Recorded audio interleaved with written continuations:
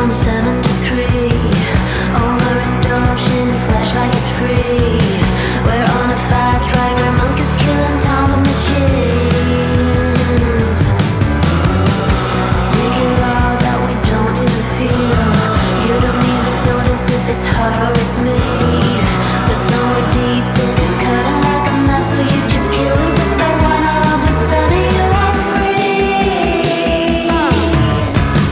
You call your mom and say, hey, it's me. I just need some more mommy money.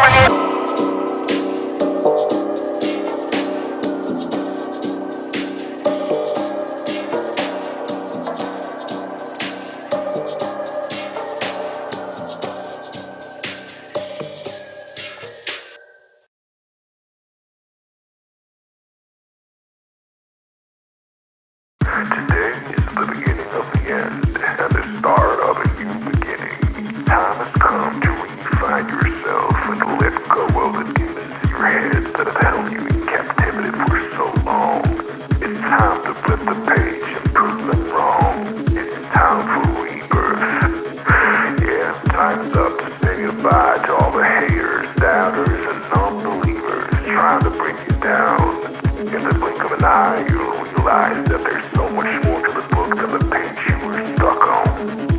Finally, you will feel free to live a life you love living instead of the life you think other people want you to live. Remember, you are the highest authority when it comes to knowing what you want and what you love. So stop trading yourself for the approval from others. Ladies and gentlemen, weirdos and geeks, please repeat after me. I don't give a fuck.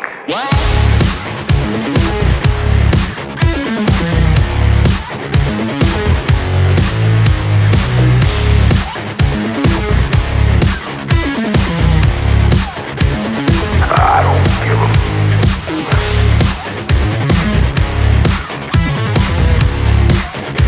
I don't give a fuck.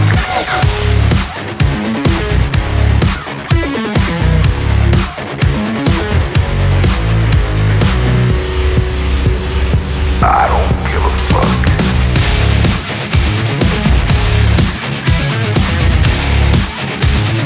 I don't give a fuck.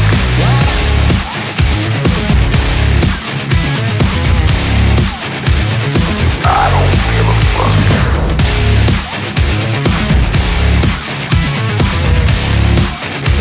I don't give a fuck.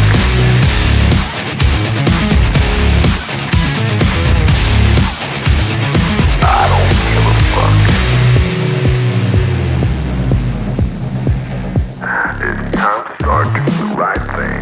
So trust your instinct, stop listening to others, and own your decisions. People will always tell you what to do, opinions how to live.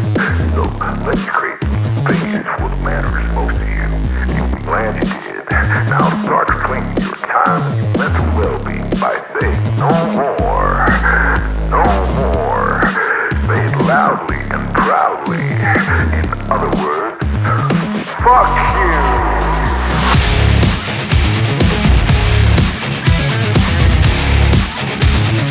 I don't give a fuck.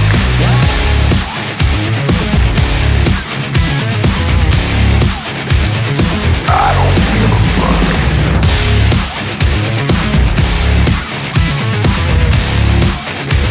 I don't give a fuck.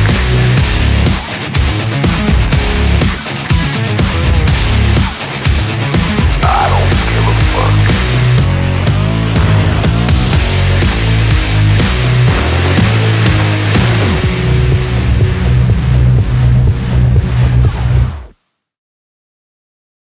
We're here to talk about Grid Motorsports, tremendous streamer, absolutely tremendous. People are saying, and these are very smart people, the best people, they're saying Grid folded EB3 in a debate, not once, but twice. Totally destroyed that son of a bitch. The man was broken, completely broken. Grid is very rich, folks. Very, very rich. He's got vehicles. He's got planes. He's got bitches more than anybody, maybe more than me, maybe not, but a lot. Target acquired. Eagle 1, first strike, you have permission to engage the target.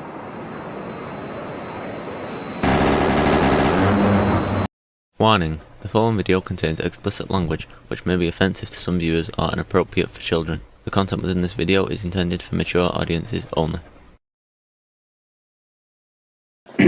Welcome back, ladies and gentlemen. Time for another show. Last night we had the debate between Beth and Confluence. Could have gone better, could have gone worse. I liked it. It was still good. Hello, Billy the Kid Norwood. I see you out there. How are you? How are you? Welcome to all of the audience today. I'll get to you guys in just 1 second. I just got to pull some stuff up here. All right, let's see what we got here. Let's see who's out in the chat today. Anson Knowles was in early. He might be at lunch now, though. We never know.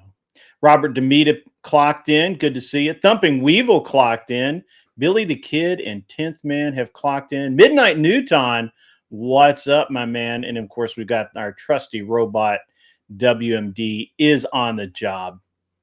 And we're going to have some good discussion today.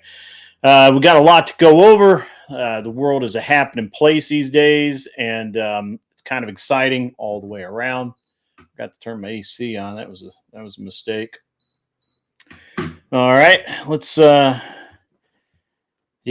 what else is new today? Glad to see everybody out in the chat today. I was really happy to see everybody come out last night. Absolutely was really, really cool. So I don't even know where to start, but we're going to try. We're going to try.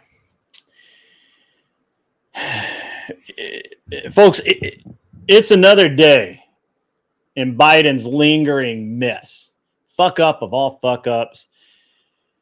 Trump, he's back in the saddle, guys, but man, he's struggling a little bit. I mean, all right. He's slashing waste.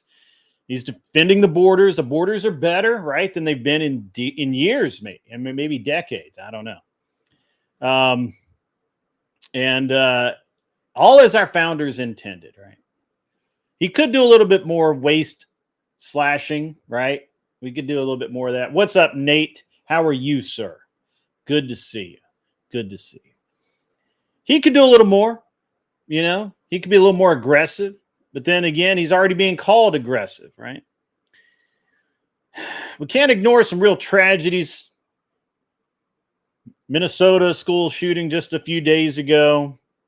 In Texas, we just had a kid the other day playing stupid games, win stupid prizes, that kind of thing. Prank gone wrong, right?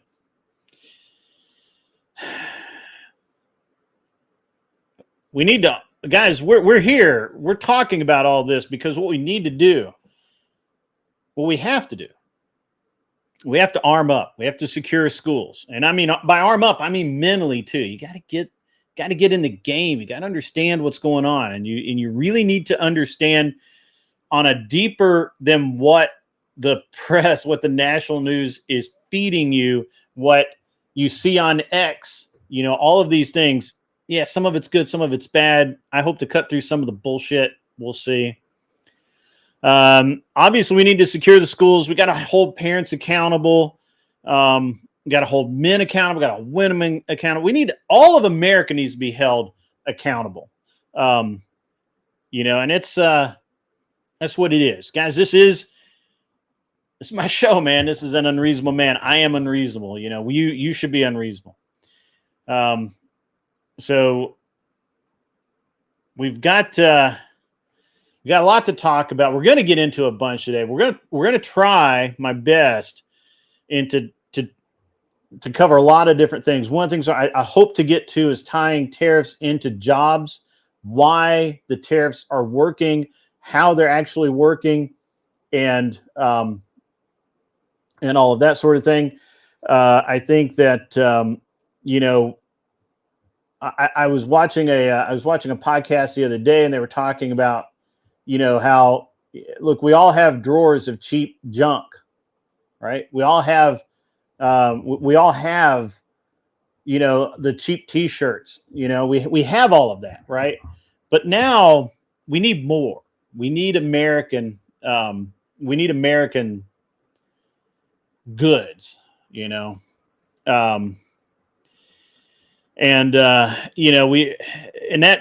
tariffs are a win for that. We are, yeah. You're in Canada, Inquisitive Archivist, aren't you? Aren't you in Canada land? Yeah, I don't think. Yeah, I honestly, I think 10th Man. I think you're right about that. But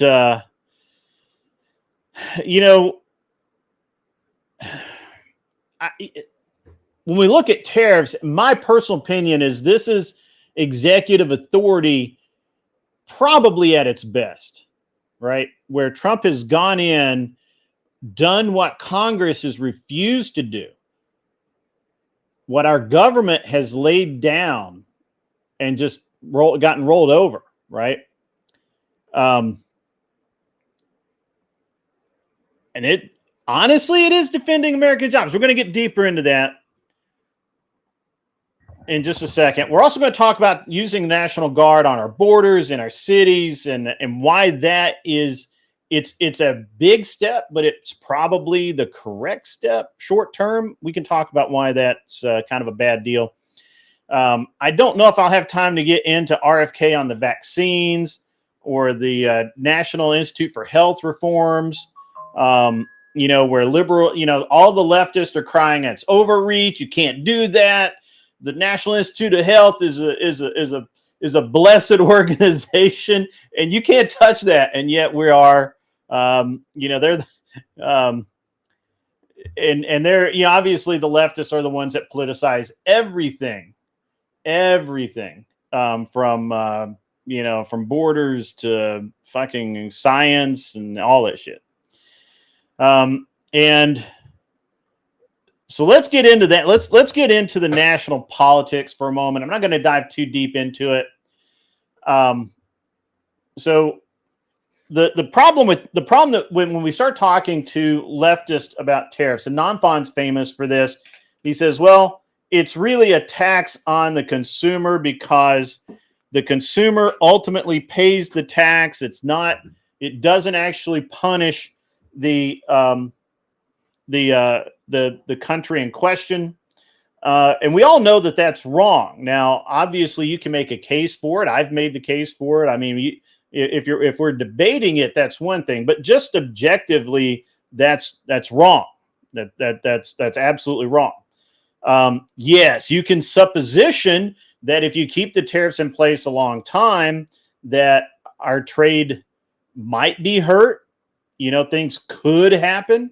But what we really need to talk about is what is happening and why it's working, and stop with this rhetoric bullshit of that tariffs are inherently bad because down the road, Americans are going to have to pay more for items that they don't pay more for now.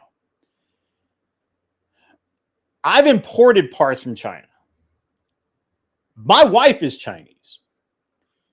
I understand this on a level, maybe more than most, because I've actually done business and tried to do business in China and imported stuff in. And let me tell you, I can give multiple examples of companies in this country that offshored production because it was cheaper. Right now, I'm offshoring. Right now, today, in one of my businesses, one of the things that I do, I offshore my help desk. Okay? I have a tenant in Ohio that calls up in the middle of the night to get the air conditioning fixed. They don't call me. They call a number that reaches a guy overseas, not saying where, that takes the call on his computer. He schedules everything out. He does all of this stuff. It cost me pennies to do that. Okay. Now I was all for doing it myself. And when my wife and I first talked about this, I was all for doing it myself. I was all for, I can do it. I got time, but I don't actually have time to do it. And I can't hire someone to do it. So I offshore it. I do. Now, is there somebody, if I could hire somebody to do the job, would I? Abso-fucking-lutely. Abso-fucking-lutely. But unfortunately, nobody wants to work for that cheap. There aren't people out there that have 30 or 40 clients, and so they can charge a reasonable cost, right? They have, these answering services now are based in America are outrageous, which is fine. That's fine. I've offshored that. I will bring it back the minute it makes sense to do so. I promise you I will. However, what we're seeing right now is it's becoming more and more expensive to import vehicles into this country. So now we're reshoring American jobs in the automotive sector, especially because it costs, the tariff on vehicles is so high. Which, by the way, is exactly why it worked for China and Japan. That's why you don't see American cars in China. That's why you don't see American cars in Japan. Is it because they don't want them? No. Is it because they can't afford them? No. It's because that by the time you ship a GM vehicle into China, it costs literally twice as much as it does here. The entire time I was in Beijing, which is a very wealthy city, they have a Bentley dealership in the mall. I saw one Jeep Cherokee, one, and it was older. So this is a real thing, folks. We're reshoring all of these jobs, not just automotive, but we're also looking at other manufacturing jobs. Why? Why is that? Well, a couple of reasons. First, we have a tremendous workforce in this country. I understand that everybody wants to talk about how we are a service economy, that we prefer the technological jobs and we want to be programmers and all that bullshit. And I've said for years, and if you've followed me or if you've known me before I started this podcast, I've said that at some point, programmers who are making all of this money now, it's going to devolve to the point where they can't buy lunch because they're programmers. That's all, the only skill they have. And this is something that's very accurate, right? Like right now, programmers are struggling to find good paying jobs. Why?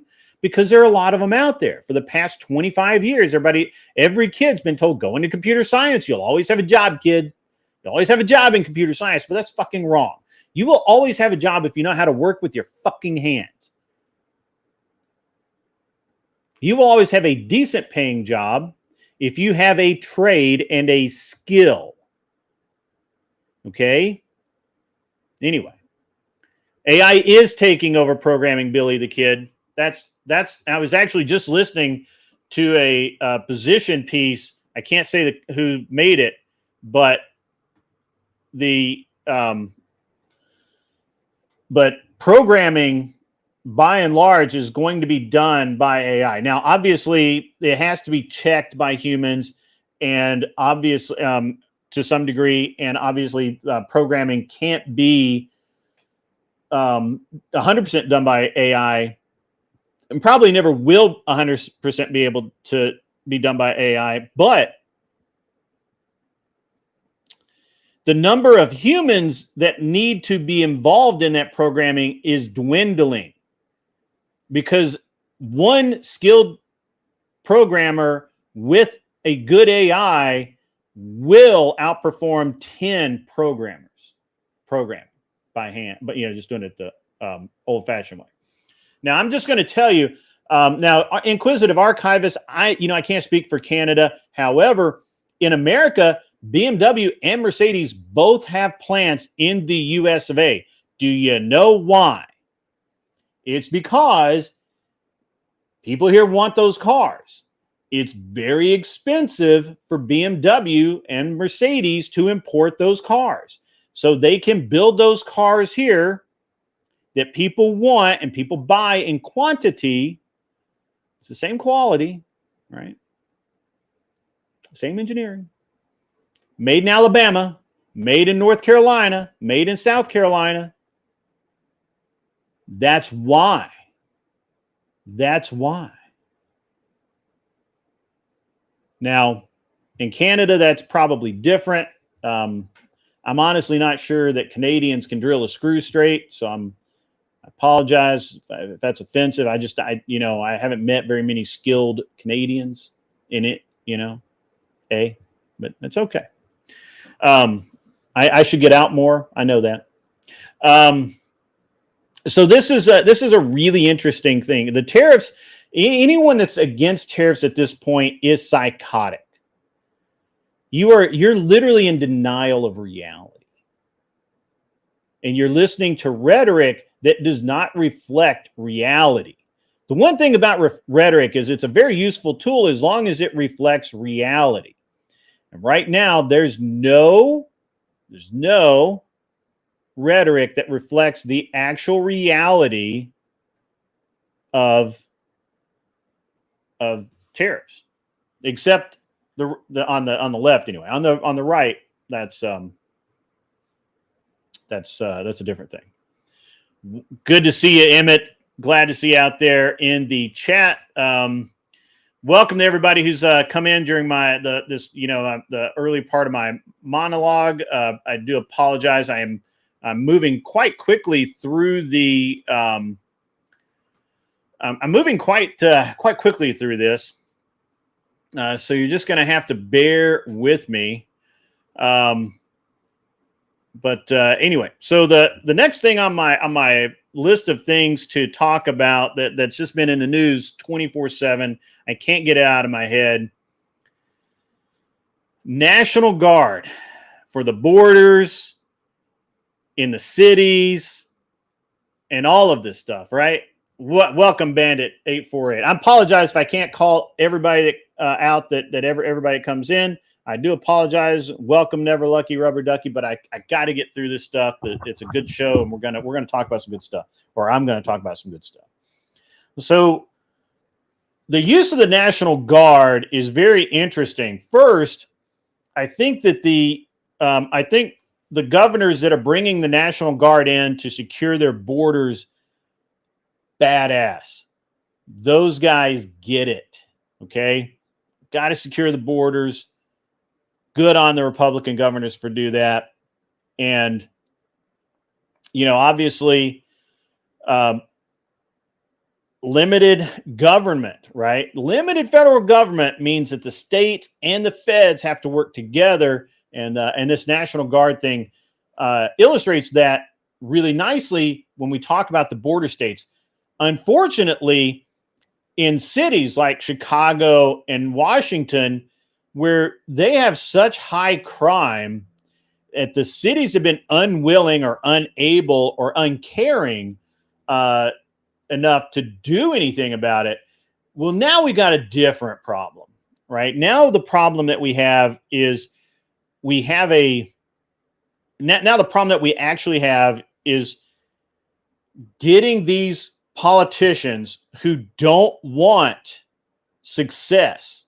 They don't want to win. You need to understand this. That weird ass Frankenstein's monster looking governor or mayor of Chicago, I think she might be the governor. Whatever. That weird Frankenstein looking lady does not want a win. She needs it to stay the way it is. You understand that without a boogeyman, without the fear, without the rhetoric, this week we had 30 shootings in Chicago, and without without all of this stuff, we wouldn't have that. We need to ban guns. We need curfews. We need more social programs. We need this and that and the other fucking thing. Well, all that's wrong. It's wrong. They don't want a win. The mayor of Washington, D.C. doesn't want to win.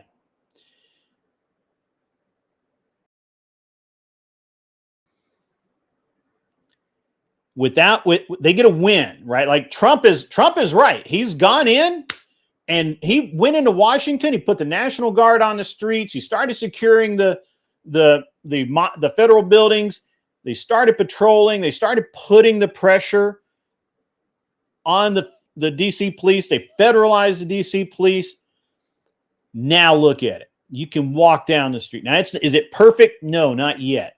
But in a short amount of time, it doesn't take a lot. Guys, friends, Americans, fellow countrymen, these politicians need to realize that I don't care about their optics. I don't care about the need for rhetoric. What I care about is results, and I want some wins. You got it? I want some wins.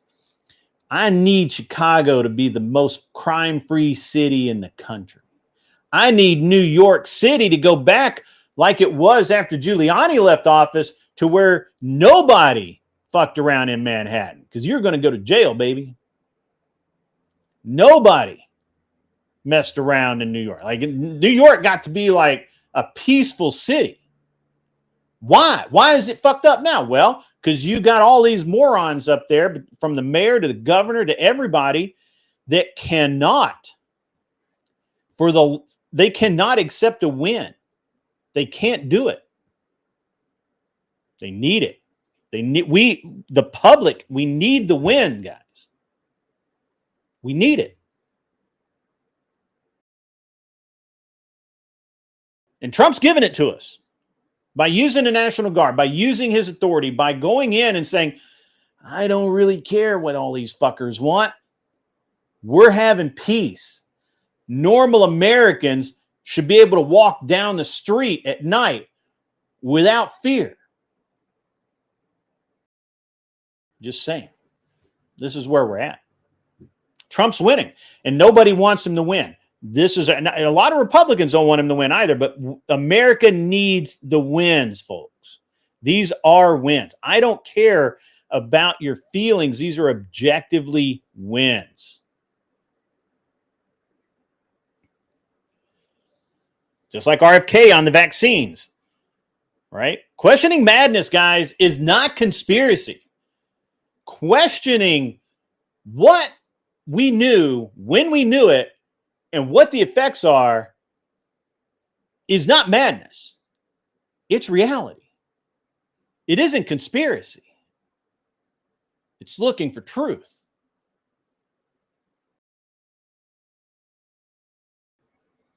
Good on him. Good on RFK for calling out the overreach in health policy, all of this fake bullshit. Good on him. Look, he's not going to get everything right. I don't expect him to get everything right.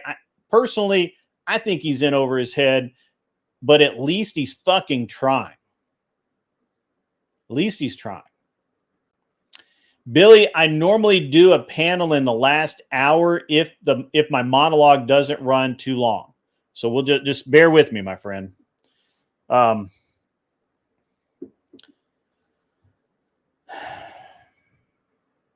the NIH, the National Institute of Health, my God, empowering appointees to cut wasteful woke research is wrong? That's wrong? No, I want accountability. Fiscal responsibility means more to me, more to you, more to your neighbor, more to every person in this country, taxpayer or not. Literally, fiscal responsibility means no more taxpayer dollars on ideologic nonsense. Nonsense. This is nonsense.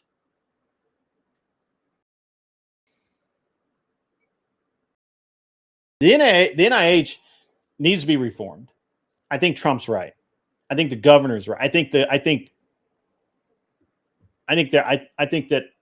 the people who are backing the reform are correct. I think the people who are pushing back are the ones that want that state of fear. They need you. Closer to the truth. They need each and every American scared to death that they're going to get sick and die. That if they get a cut, they need 10 kinds of antiseptic. They need to go to the emergency room. Emmett, yeah, I like what you're saying there, my friend. I like what you're saying. Now, look, liberals, I said earlier in my opening, they cry overreach. They scream that we're politicizing everything. But they're the ones that politicize everything from science to borders to fucking everything.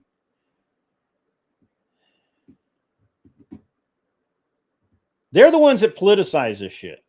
I want it at state level. I absolutely do not want my local decisions influenced by the federal government that doesn't even acknowledge that my lifestyle exists. You guys don't understand this, but I've met people. I've had conversations with people from New York City,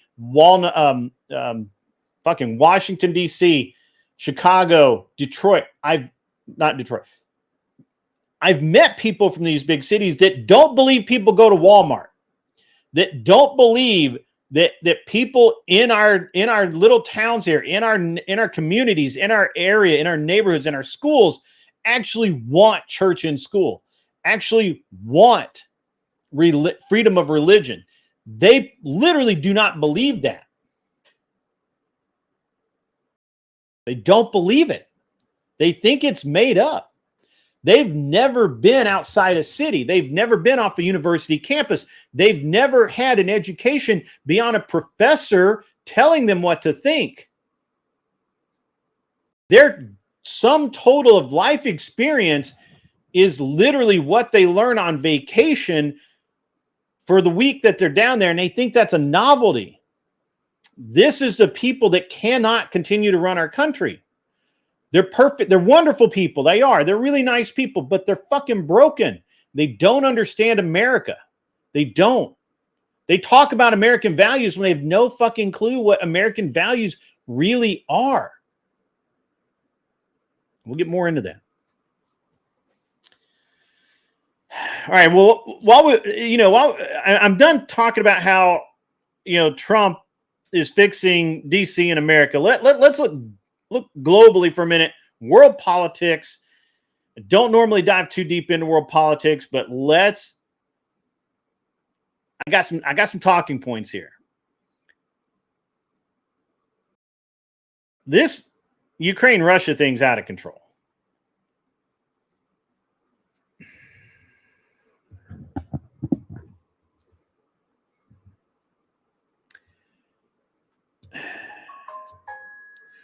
I'm done with this Russian-Ukraine war. I absolutely don't care anymore. I don't understand why I cared to begin with, which I really didn't. But I was told that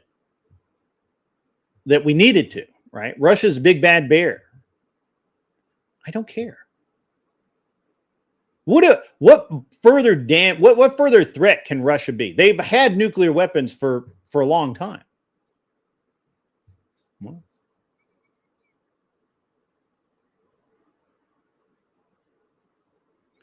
what the? All right, I got to get the Kokomo. That's fucking crazy. Give me 1 second here.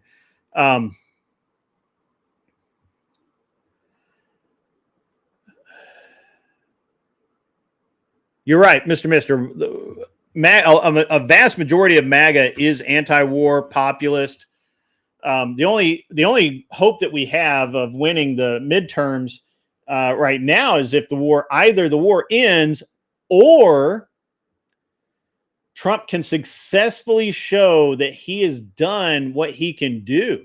And I think he's leaning that way. You've listened to what he's saying, and he's saying, well, I've tried. It's on Putin, or it's on Zelensky.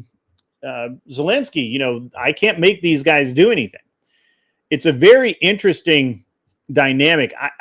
Russia and Ukraine, I'm just kind of done with it. I just need either Russia just conquer Ukraine, put it back into the USSR or whatever, and just move on. China's making military moves. I don't know that I really care too much about that either. Most of them are, again, they're mostly for their populist. You're here to collect your free membership. Well, welcome, Nat. Good to see you again. Let me continue forward with my with my stream. She does tend to get a membership every time she shows up. That's weird. I still think tariffs are our best way to deal with China. I really don't think China gives. I don't think China has any like state of. I don't think they're in a state of mind to try and conquer the U.S. or whatever. So I'm kind of.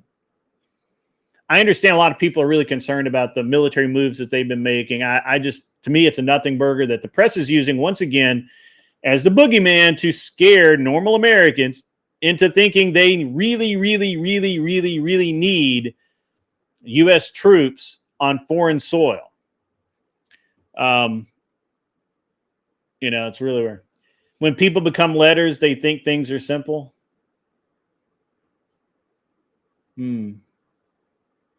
Yeah. Got a point in it. You know, I don't know. Look, progressive want more aid and sanctions, depending on who they're talking about, across the board. I don't understand why we need to go swing our big dick around, smack everybody in the face with it, and prove we're the bigger man. That's never proved anybody was the bigger man. And all we really need to do is to be us on our soil and literally just be cool. China is somewhat more sophisticated than we are. They definitely have the lead in EV vehicles, which is incredible. So that's interesting. What's up, Chaotic Truth? Good to see you, man. Good to see you out in the chat. I appreciate it. Appreciate you stopping by. If you want, I'm going to open the panel up in a few minutes, and you're welcome to come up. I think the biggest threat to China, to be honest with you, is from within. I don't think we're a threat to China. I honestly don't think they really give a shit about our market anymore. I know they paid lip service to it, but when you look at what the actual numbers are, who they sell what to, we're pretty far down the list as far as, who buys their shit. So, and we don't need to buy it. So, so anyway, I guess I could, really quickly, I'm trying to move through this stuff really quickly, guys. It was a lot of stuff over, and I didn't do the Monday show, so it's just kind of piled up. So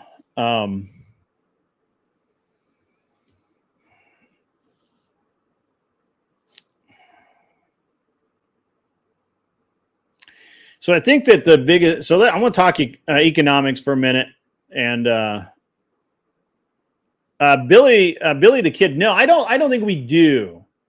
I don't think there's anything China makes that we can't make here or wasn't made here first and we just offshored it.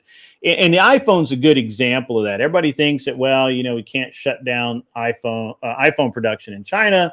iPhones will be super expensive. I actually don't think so. I think they were actually, when they were made in California, they were probably a few ducats cheaper. They just couldn't make them. They didn't want to make them at the scale that they wanted to. They wanted to offshore it. And there's a couple of reasons why this is. One of the biggest reasons, since we're going to talk economics here, one of the biggest things you have to realize, guys, is that when a company like, just pick on Apple right now on the iPhone. So a company like Apple, they don't want to pay a lot of tax in America. So if they make everything here, they pay taxes on that. They pay income taxes. Pay a lot of stuff. So when you offshore it, if you offshore production to China, now all of a sudden the U.S. doesn't get any of the money from your foreign sales, right? So at one point in time, Apple had something like $4 or $5 billion effectively sitting in a bank in, I think it was Ireland, because that's where they stacked all their money for their overseas sales. They didn't bring it to the U.S. There was no reason to bring it to the U.S. If they brought it to the U.S., then they pay taxes on that. Now, the Fed changed some of the tax law for companies like Apple, and they basically forced them to reshore some of that money, but they didn't reshore all of it. And now, even to this day, this is an effective business tactic. And so while no, I don't think that we need things made in China. I honestly don't. I think that everything that China made, everything that's being made in China right now today, from TVs to the plastic widgets for my skillet, we can make those here in the US. That's no problem. It's probably easier to do it here anyway. But if you do that, if we reshore everything, now the businesses aren't going to like that. Corporations are not going to like that because now they're going to have to pay a lot of taxes. It would take a significant overhaul of the corporate tax structure to bring that money back. Now, how could we possibly do that, you say? Well, tariffs would be one way, motherfuckers. If it becomes so expensive to make things in China, make things in Japan, make things in everywhere else, then people will be like, motherfucker, let's bring it back. Let's bring that shit back. Yes, there is no one country that has all of the an exclusivity on rare earth minerals. Besides that, the number of rare earth minerals used in things we actually need and use day to day is very low. That is a talking point that's used by politicians to justify very high expenditures and bullshit the public. You're not making missiles, okay? We're just not. They made plenty of iPhones out in California before they offshored that shit. And I'll tell you something about that because I know the guy who implemented that. I personally know the guy if responsible for setting up the iPhone production in China for Apple. He was part of the app. He was a part of Steve Jobs' crew. When the guy that was responsible for doing that, originally they sent it to Vietnam. But the problem is in Vietnam, they couldn't really educate the people on the machines quickly enough. The Chinese were already kind of there. Then they moved the factory to China. But then they kept having defective product coming out of China. And what was happening is that just like in Vietnam, when they were hand inserting the EEPROM chips that make the phone work. And so what they ended up doing is revamping production to have a machine that did that one step of it. And a guy just literally like pushes a button or presses however the fuck he does it. I'm sure it's gone through several generations, but it was a very simple equation, right? The more iPhones they make outside the US, the less taxes they pay on them, even when they reshore them from China to here. Now that's changing. Once again, if it's made in China, regardless of who owns the company, it doesn't matter if Apple owns the factory in China. When they reshore that shit, when they ship those iPhones over, those get tariffed.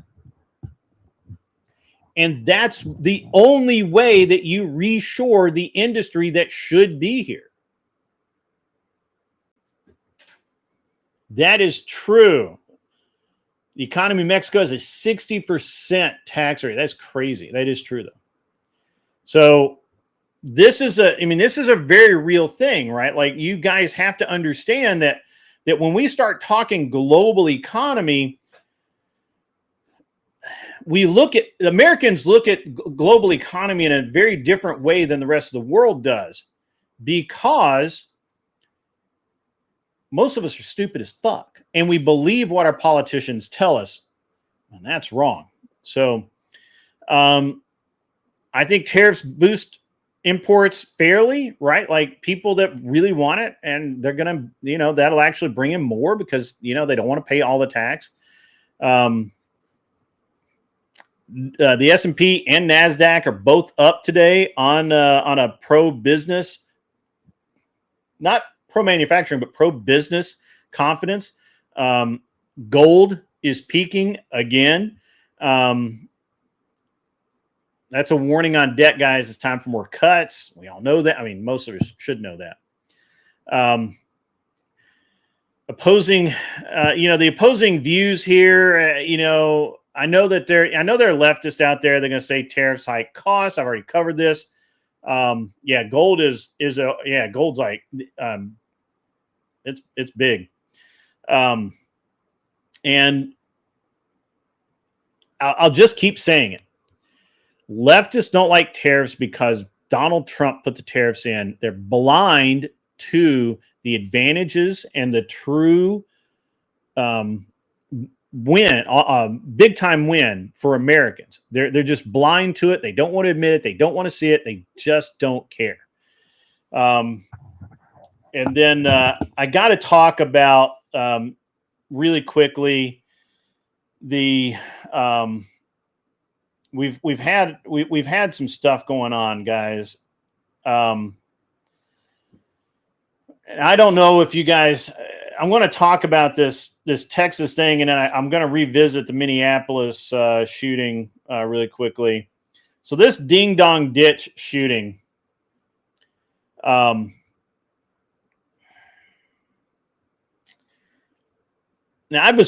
I'm of two minds on this. On the one hand, it's a shame. It's a tragedy.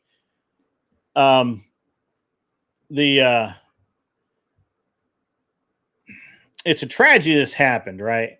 But I'm really torn, right? So this kid who was 11, who was out with his cousin, were apparently playing ding dong ditch, right? Hey, we got a raid. All right. I like raids. Who raided us? I can't see it on my screen. Who raided us? JS Urban Adventures? That's rad, man. That's cool. All right. Well, all right. So anyway, getting back to this. So on the one hand,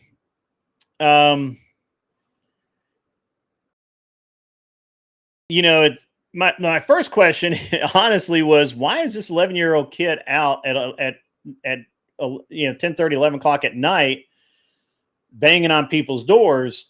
That's bad. And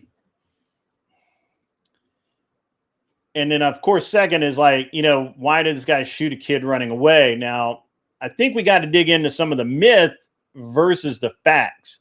The myth is that it was an innocent prank with no harassment. The fact is this is part of a door kicking challenge. They keep calling it ding dong ditch, but that's not it.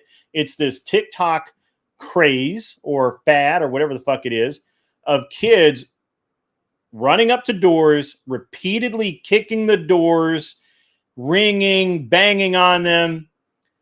And it's a TikTok trend or whatever the fuck it is it's actually resulted in damage and kids threatening adults when the adults respond. Now, does that warrant shooting somebody? I don't know. I'm glad I'm not on the jury, but it's disingenuous. It's intellectually corrupt to say that this was an innocent gang of ding dong ditch and we've all played that game and all that nonsense.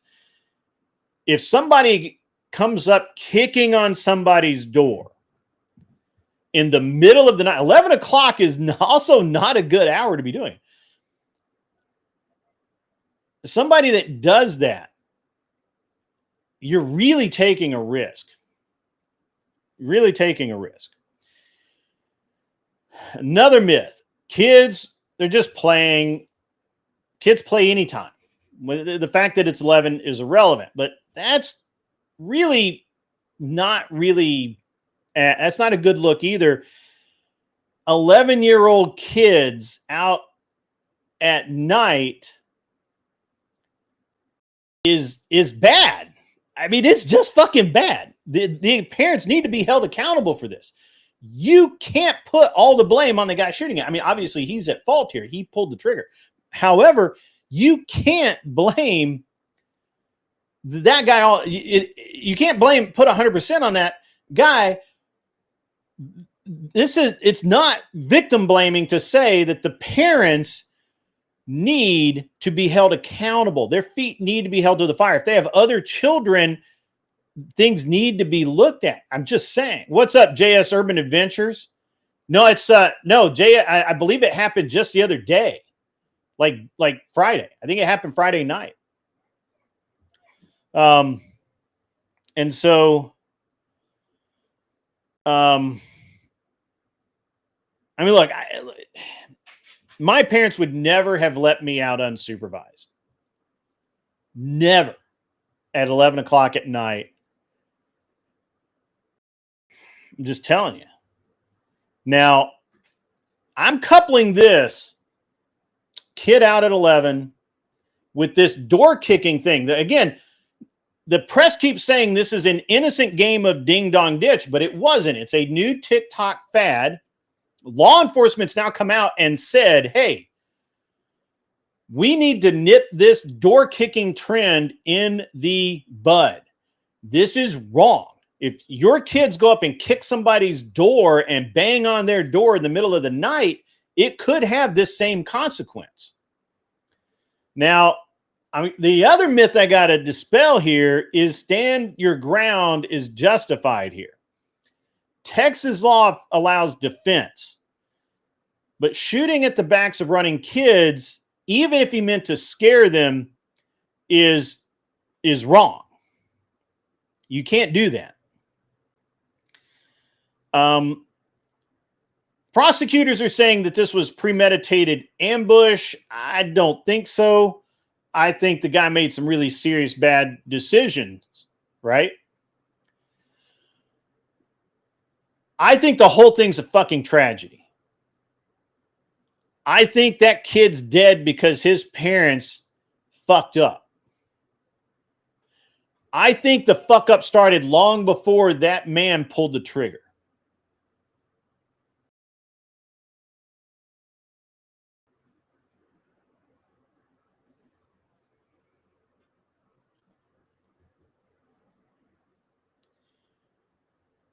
These TikTok trends of annoying people, of, what was it, a year and a half ago, go in and open a carton or a gallon of milk and drink out of it and put it back?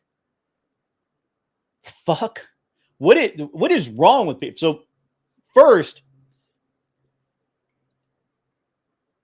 there's something wrong with these parents. These parents need to be held accountable. Yeah, sure, they lost a kid. They lost a kid because they were stupid. They lost a kid because they were, in fact, negligent. This is negligence, right? My son is not out at 11 o'clock at night. He's never been allowed at 11 o'clock at night. And if I caught his dumb ass kicking on doors, I would, boy, it'd be a rough night for that young man. Now, my heart goes out to these parents. Obviously, losing a kid is terrible. Losing a kid because of your own negligence is worse. But now this other man who is in the wrong,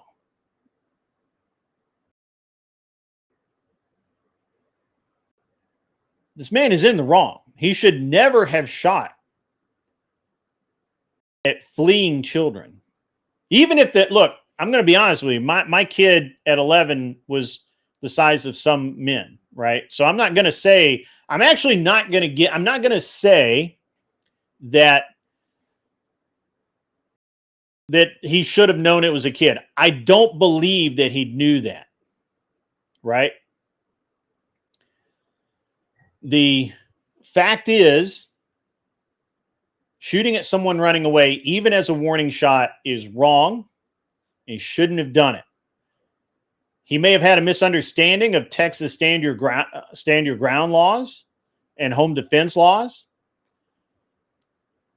This will come out in trial. I don't believe he has a good justification for this. However, I do see that if I were sitting on my couch and some kid came up and kicked on my door repeatedly, that to me sounds like somebody's trying to get in my house. Sounds to me like it's a home invasion. Sounds to me like something bad is about to happen. And I would get my gun. I'm telling you right now, I would get my gun. Now, whether or not I'd shoot at them is an entirely different thing. I wasn't there. I don't know. I can only judge the facts as I know them. The fact is that young man The 11-year-old boy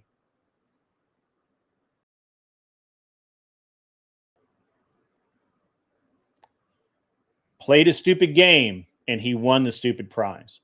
And unfortunately, his parents are going to live with that. And this man who pulled the trigger is going to live with that for the rest of their lives. So you need to teach your children better. You need to teach your children better. Because not all people are good people. They may run up against somebody like this guy. Right? I'm certainly not going to say what the guy did was right. However, don't put your fucking kid in that situation. Don't allow them to get in that situation. How fucking hard is it? And by the way, I'm sorry, Crowned Cecil. I'm not familiar with you. Maybe is this just somebody I know under a different name? I don't know. So Crown Cecil, listen, I reject your comment. A higher standard of living while sacrificing kids. A horrible public school system is at fault here. It's 11 o'clock at night. He was out with his cousin. That infers an extended family. That infers that somebody should have been responsible. Man, Billy really wants to get up here and have at me. We'll get to it in a minute. I'm almost done, brother. I got one last thing to talk about, and then I got to then we'll let's see what time it is. Oh man, I'm early today. You calm down. I don't usually do a panel to 1:30 or 2 o'clock.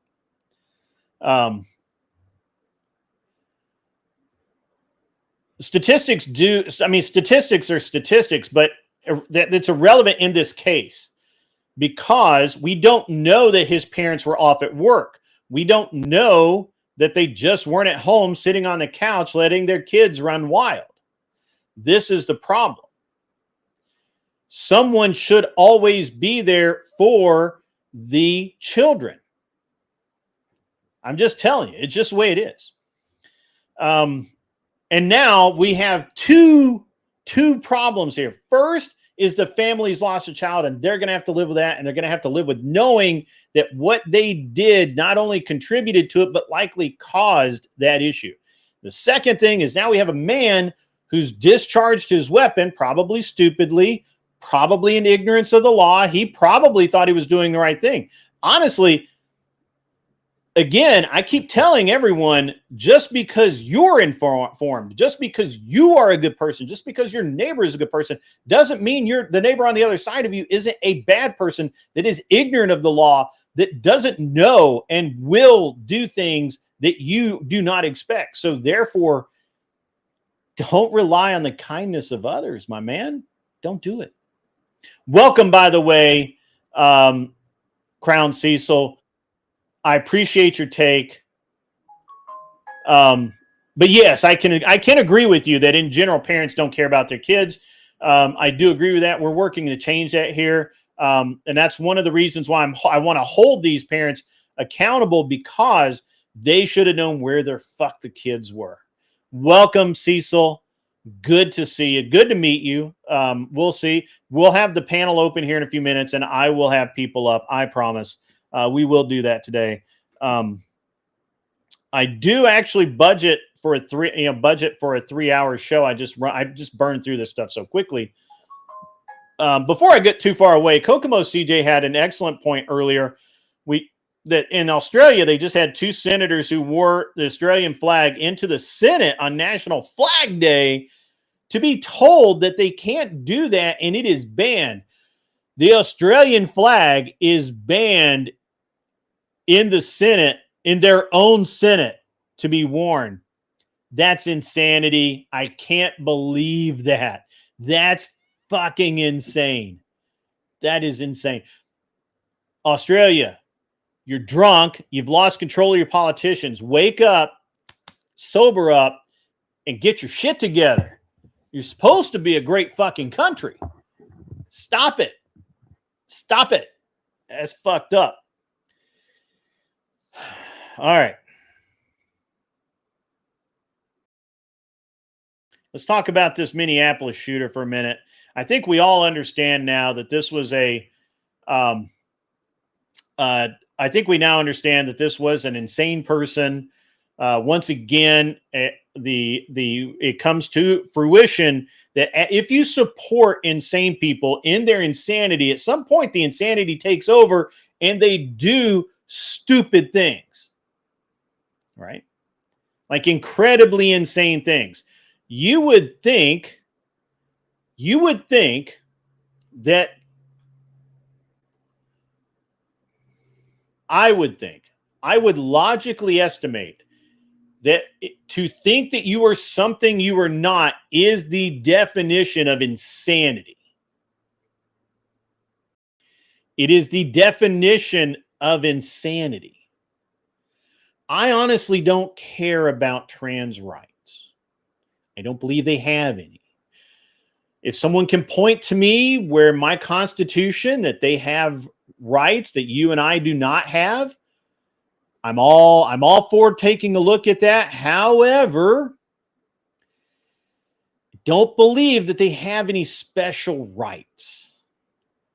Moreover, the idea that we support insanity by indulging in delusion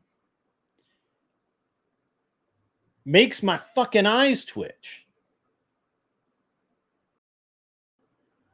And now we've had one of these insane individuals who we, and by we, I mean the general populace of America, the leftist agenda, the everything, all of it,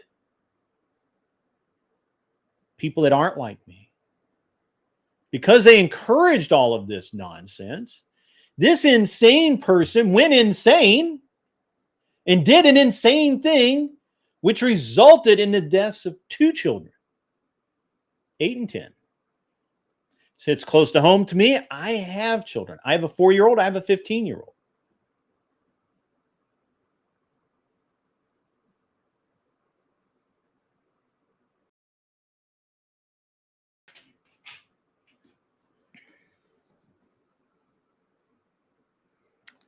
When we indulge and support this insanity, this is what we get.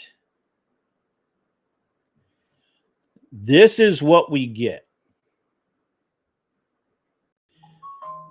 There's nothing that can be debated about this. There's no position you're going to give me that does not have its roots in insanity. I can't even really debate with insane people. I can't do it. It's cruel of me to do so.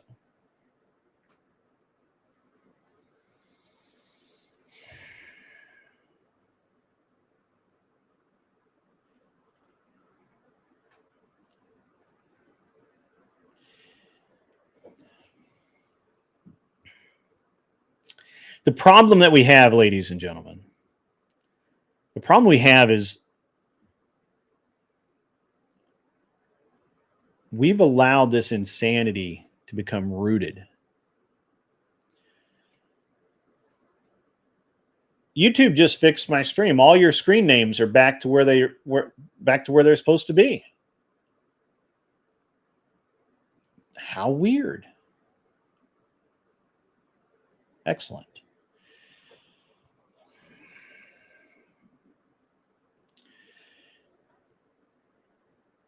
It's hard for me to wrap my head around this much insanity, but I'm going to try. This insane person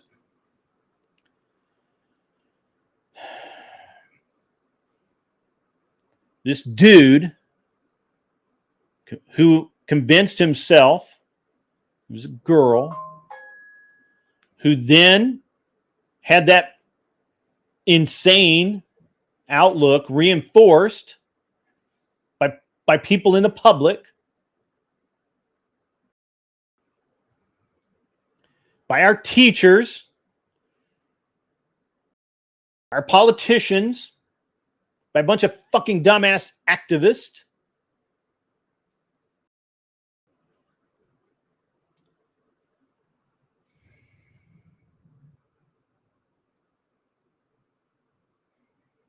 became obsessed with hurting children. Not just hurting them, but ending them. He was obsessed with it. He actually wrote, "Where is your God?" on a rifle magazine. He hated Christians. Persecuted once again.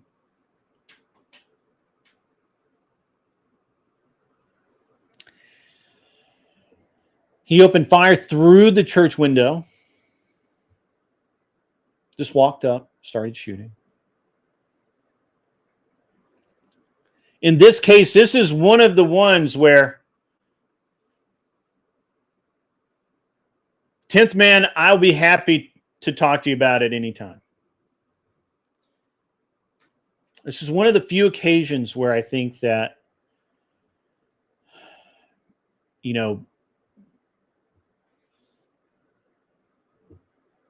an armed person on the campus may not have done a lot of good, but it would have done some good.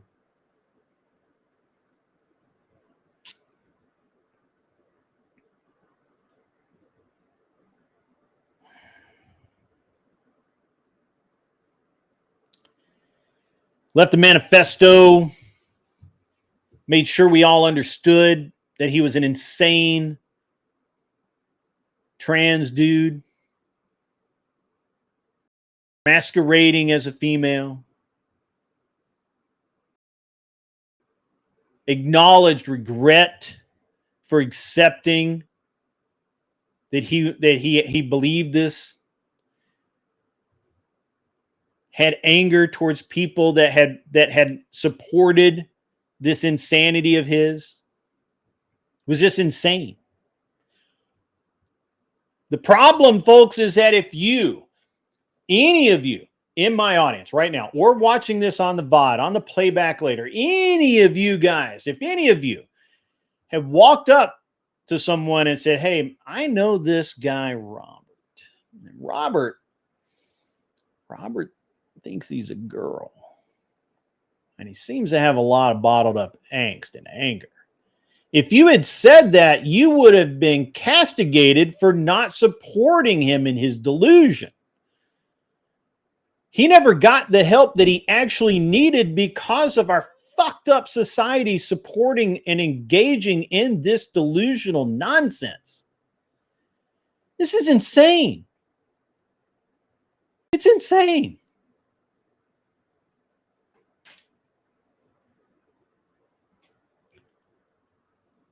He never got the help that he needed, that he cried out for. Why? Because you can't. You can't say, "Bro, it's insane for you to want to wear a dress. What the fuck is wrong with you?" You can't say that. I mean, you should. You should say that. I'm not talking about cosplaying. I'm not talking about a little, J. Edgar cross-dressing.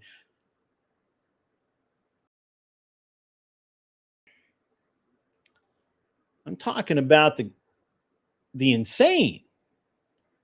This guy never got the mental health help that he needed. He got the mental health torture that other people fostered upon him to suit their agenda. And if you don't believe that, just take a look.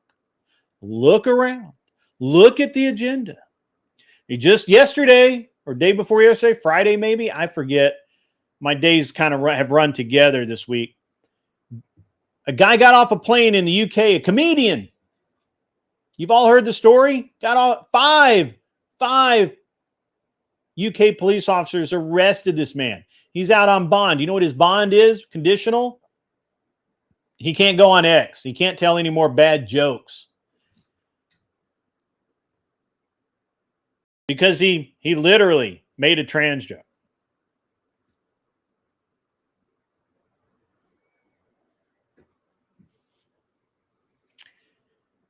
if there's anyone out there that thinks that this person, this man that shot up this church and ended 2 young lives and hurt 17 other people, if any of you think that he got the mental health help that he needed, you're wrong.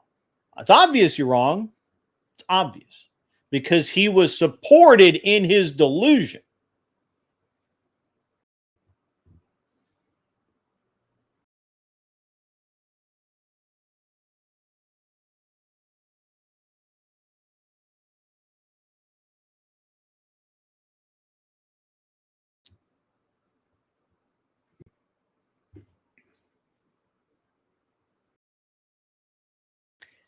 And all we're hearing about is the guns.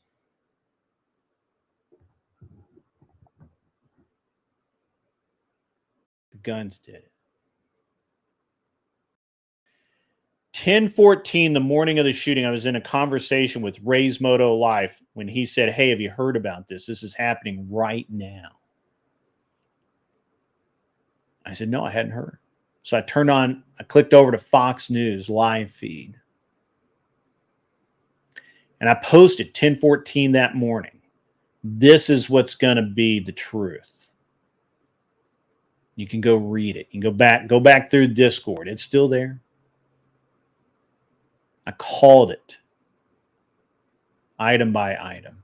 The only thing we're not sure about is if the FBI knew about it and understood it. If he was on their radar.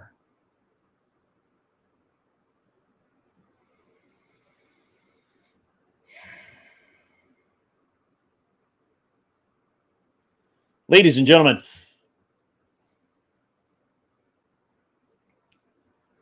there's an order. There is an order to our world.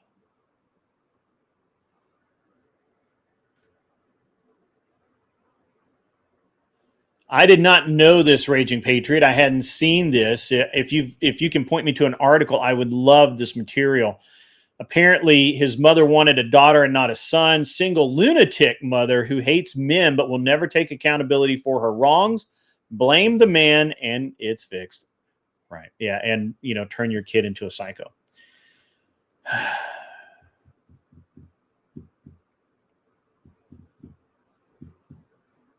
It's wrong, guys. This is wrong. This is fundamentally wrong.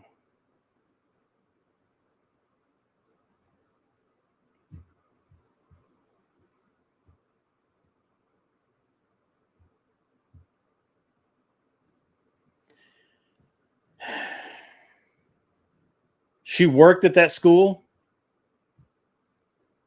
That's more letters. Emmett's ready for the alphabet gang here. Wasn't that the plot to the movie Psycho? Kind of was. Yeah. Yeah. Wow.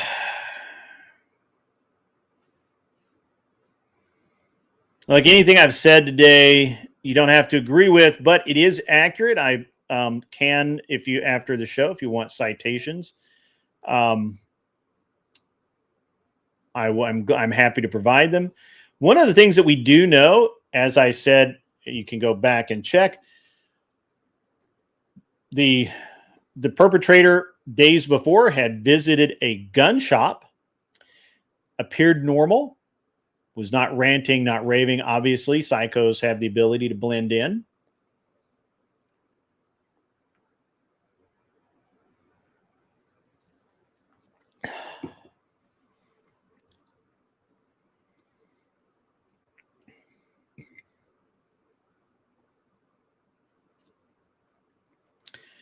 And what can we do about this in reality, right? I mean, gun grab, that's off the table. I don't know why anybody would want to start the next civil war that way, but if you want to, go for it. Problem is, my side's got all the hardware.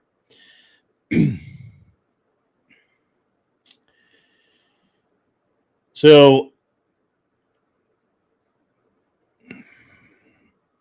there's a obviously there's been this bipartisan resolution. I don't know if you've heard about this, honoring the victims. There's calls for school security grants. And I think that, I think Minnesota actually has like 24 million that's been undistributed. They should do that. Yes, Emmett, that's right. I said that in my thing that the very morning it happened. All the guns were bought legally, which is weird since the guy was insane. And it's a question on a 4473. Do you suffer from a mental illness? The guy was definitely mental ill. The very fact that you are on any of these hormone drugs or hormone treatments, anything like that, you have to lie on a 4473 to buy a gun. So in fact, the guns were not bought legally because this person bought them and lied on a federal form to buy them on the 4473. He's insane. Somewhere there's a doctor out there that's eventually going to come out and say, yeah, he was my patient. I can't talk to you about it. There's a renewed focus, obviously, in school security, arming teachers again. I think all of those are great things. I think that it needs to happen.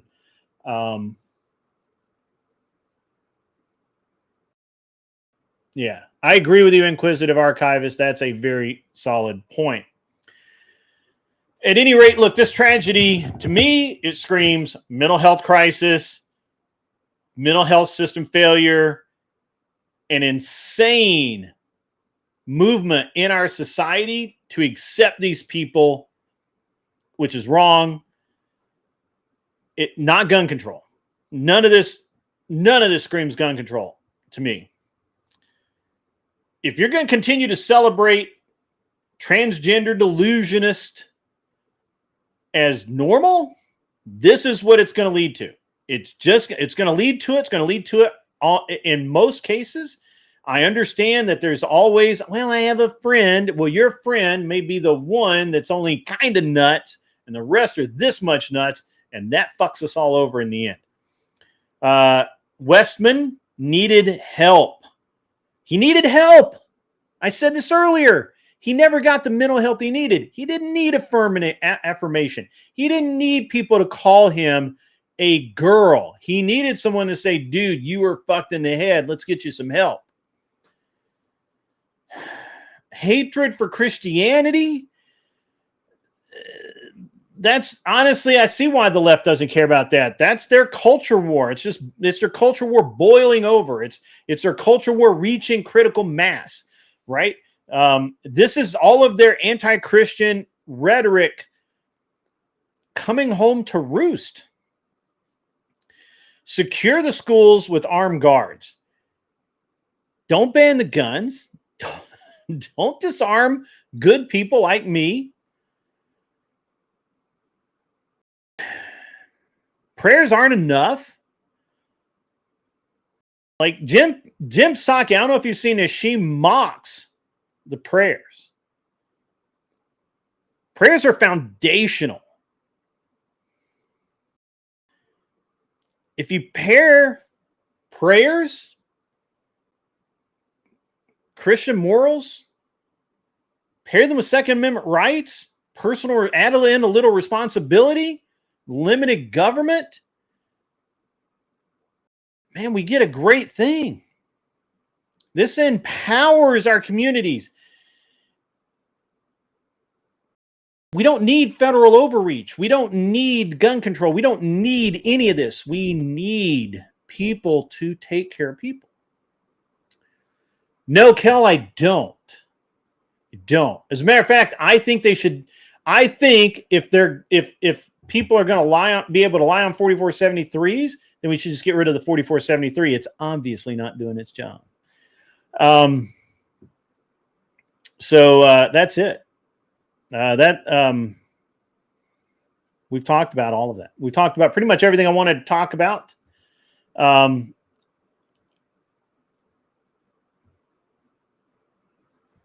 So Is it 1:30? It's not 1:30 yet. I'm going to go back through my list, see if there's anywhere else I want to kind of hit up. Maybe I missed a point or two. I really do think a lot of this just comes down to personal accountability. It comes down to being a good human, and a lot of people are not good humans. Counting on someone to be a good human is a bad play. Give me a second. My dog is whining at my door. She probably wants to be let in the house. I will be right back. I don't have a cool video to play for you while I'm gone. Let me see if I do. I might have something. Let's see. What have I got? I could play the Kel video. But... Yeah, I just answered your question. Can you tell me what epistemology means? Epistemology is the study of the epistles.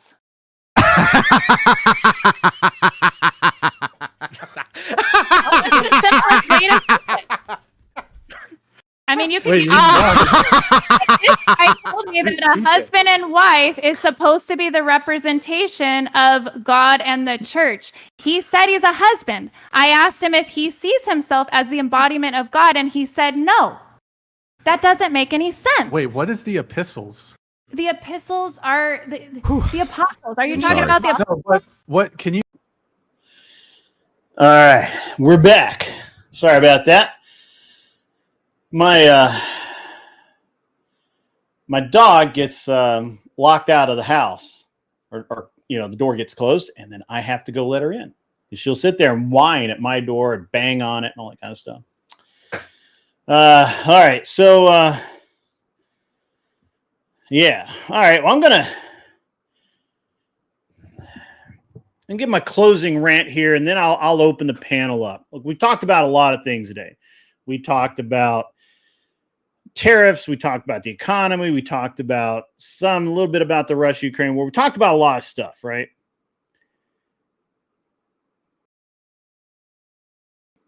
I think I gave some pretty solid viewpoints. If anybody has anything to argue with me about or want to take issue with it or support it, in a few minutes, I'll open up the panel and we can talk about it. But I want you guys to understand that my worldview, and I don't know, I say this a lot, but you have to understand my worldview is from a constitutional conservative worldview through a Christian lens. I'm a fallen Christian, but I'm Christian.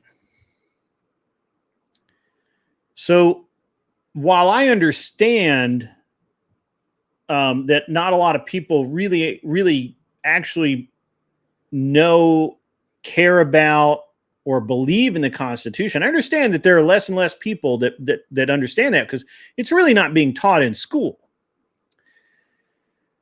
as it should be. It should be. It's not. It's not being taught the way it should be. When we add that into my Christian lens, with my Christian lens, I have a very specific slant. A very specific viewpoint.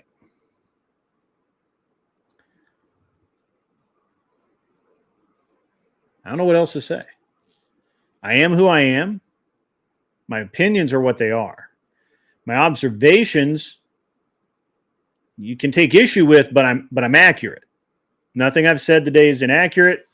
Nothing I've said today, I don't think you can prove any of it wrong. I think if you want to argue about things, that's perfectly fine. However,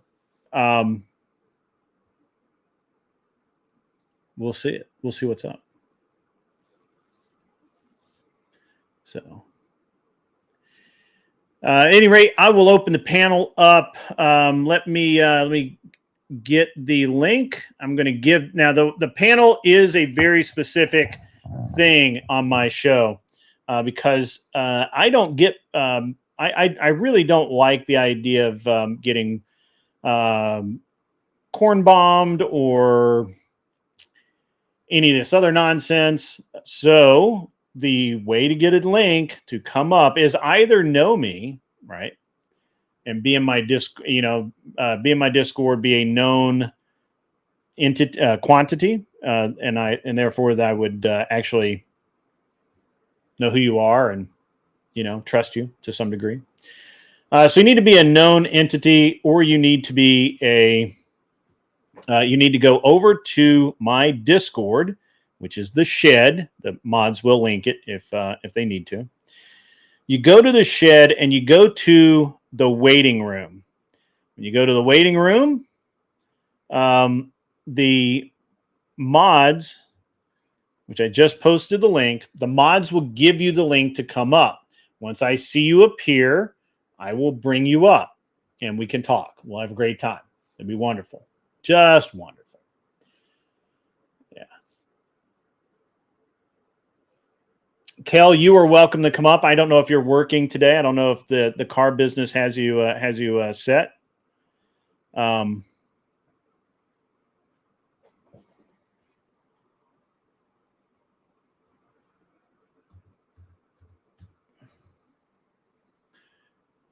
And if you don't want to come up, that's okay too. I do suggest that you do, though. It's going to be fun.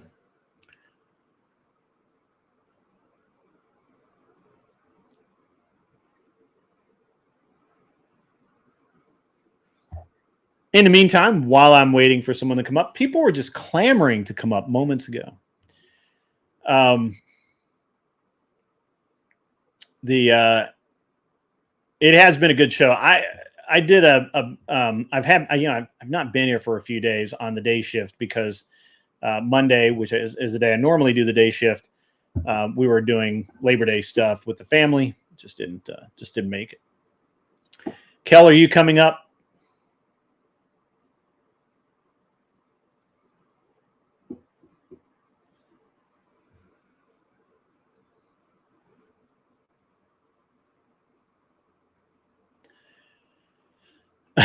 Yeah, it's weird how people are always like, I want up. And then, they can't come up. I think 10th Man had something to do, so he couldn't hang out. Inquisitive, you're welcome to come up and argue with me. You had many contentious moments, so you're welcome to come up. You don't have to argue with me. We can just have a nice conversation, but it seems like my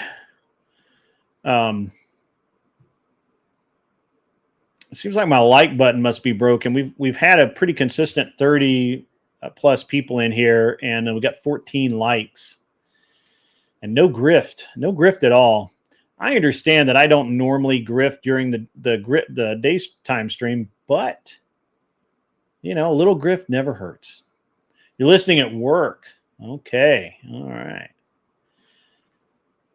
Well, hopefully my use of adult language does not get you in trouble. So that's cool. I said someone DM me on Discord, so I'm not really sure who that is, but we will figure it out. He wants a whole show dedicated. I don't know that I can do a whole show dedicated on that loser. I mean, look, I said basically all I can say, right? Like the guy was obviously mentally deranged, mentally ill. You can't, I mean, it's just one of those things where you really can't,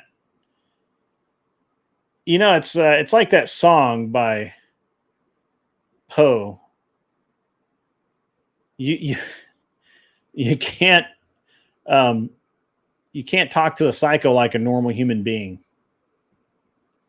I mean, you just can't. It's just the way it is. I don't even know how that's possible.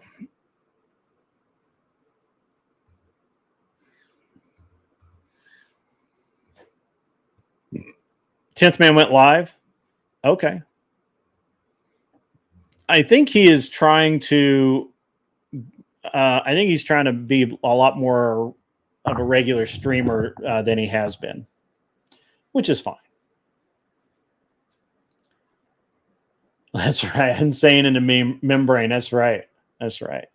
I like Poe though. Poe's like literally like you can't argue with the psycho like a normal human being. That was awesome. Nobody wants to come up. I'll launch back into the monologue. I don't mind. Be nice though if that like number increased.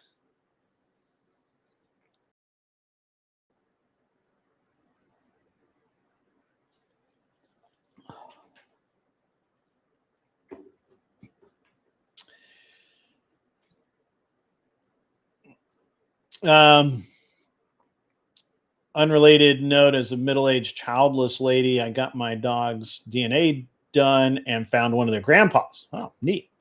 My dog is a Alaskan Husky. She is what is considered a plush coat, which means she has short hair, and it's literally ridiculously thick. It's like she's like a stuffed animal. She really is. And she's awesome. Super good dog. Just amazing dog. But she doesn't like to get locked out in the heat because it gets hot. And so she'll lounge out in the shade for a little while, but then she'll decide she wants to go in. And when she wants to go in, she wants to go in now. And so she'll come over and bang on my door, whine, all that kind of thing. And, it is what it is. So she has a good time. So if nobody's going to come up, I'm going to launch back into another diatribe. We'll talk some more about the economy. We might talk, I don't know, we might talk about the debate last night. You sent me stats. Nice. I like stats.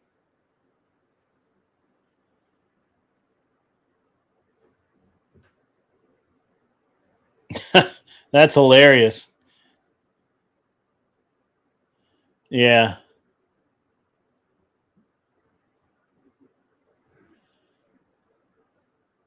That is nuts. Yeah, we have definitely it's interesting how we have the lower courts really clogging up the system these days. It's really interesting. Yes, indeed. Corrupt judges, 100%. Hey, Vibe, if you want to jump up, I did open the panel. I'll send you the link directly since I have you on the Discords. Where do I have Vibe? Vibe, did you hear any of my massively awesome diatribe monologue?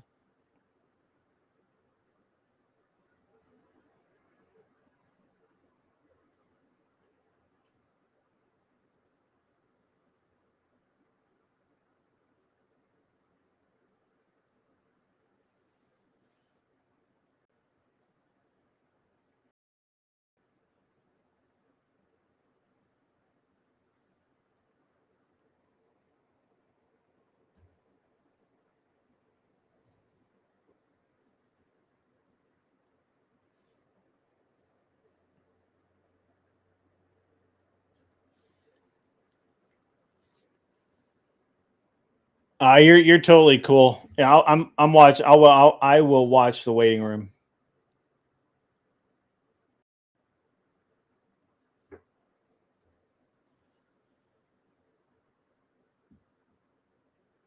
You are totally cool, dude. Totally cool. So, what do you guys think about this Marte rubbish that's going around? You guys familiar with that?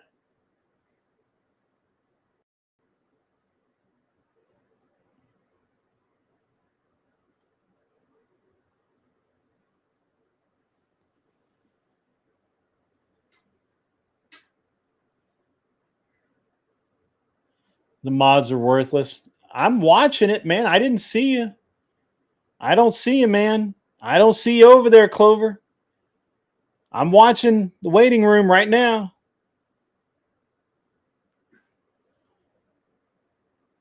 No, Marte, who is Andrew's trainer, and is getting into the debate sphere. I think he's a professional fighter.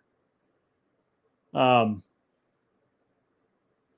he's doing a little bit of streaming, but he's a pro athlete. That's what he is. And so back when he was, I guess, and he was a pro bodybuilder at one time. Back when he was like, probably needing some money, he had an OF, and he did some things that just are not, they're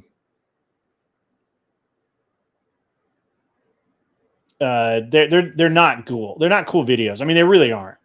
And I agree with Inquisitive Archivist. It's just low. It's low tier.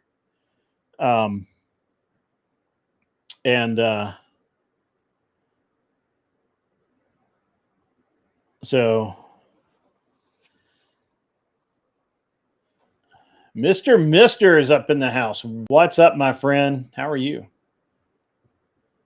I'm good. Just driving up in the mountains, but I thought I'd keep you company till someone else comes up. But the judge thing really upsets me because it ties together with a lot of different things he's trying to do. So where they're like, oh, I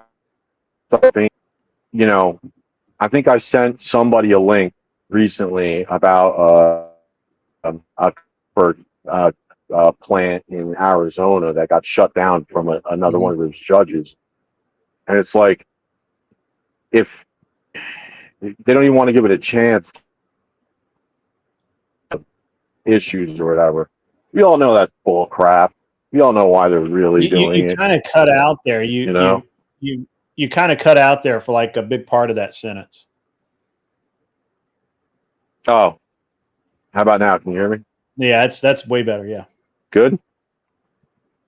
Okay. Well, so there was a company in Arizona that was, a copper mine that they shut down because of environmental problems. And I'm like, you all know why they really shut it down, because they don't want the towers to work, right? Right.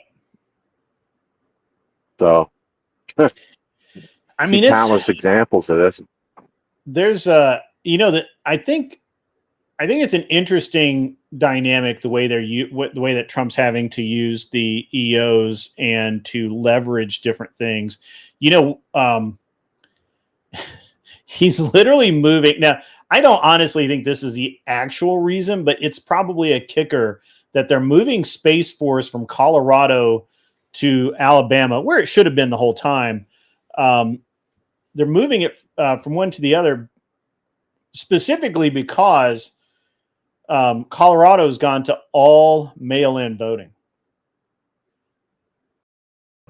Yeah, well, that's another battle that they're fighting.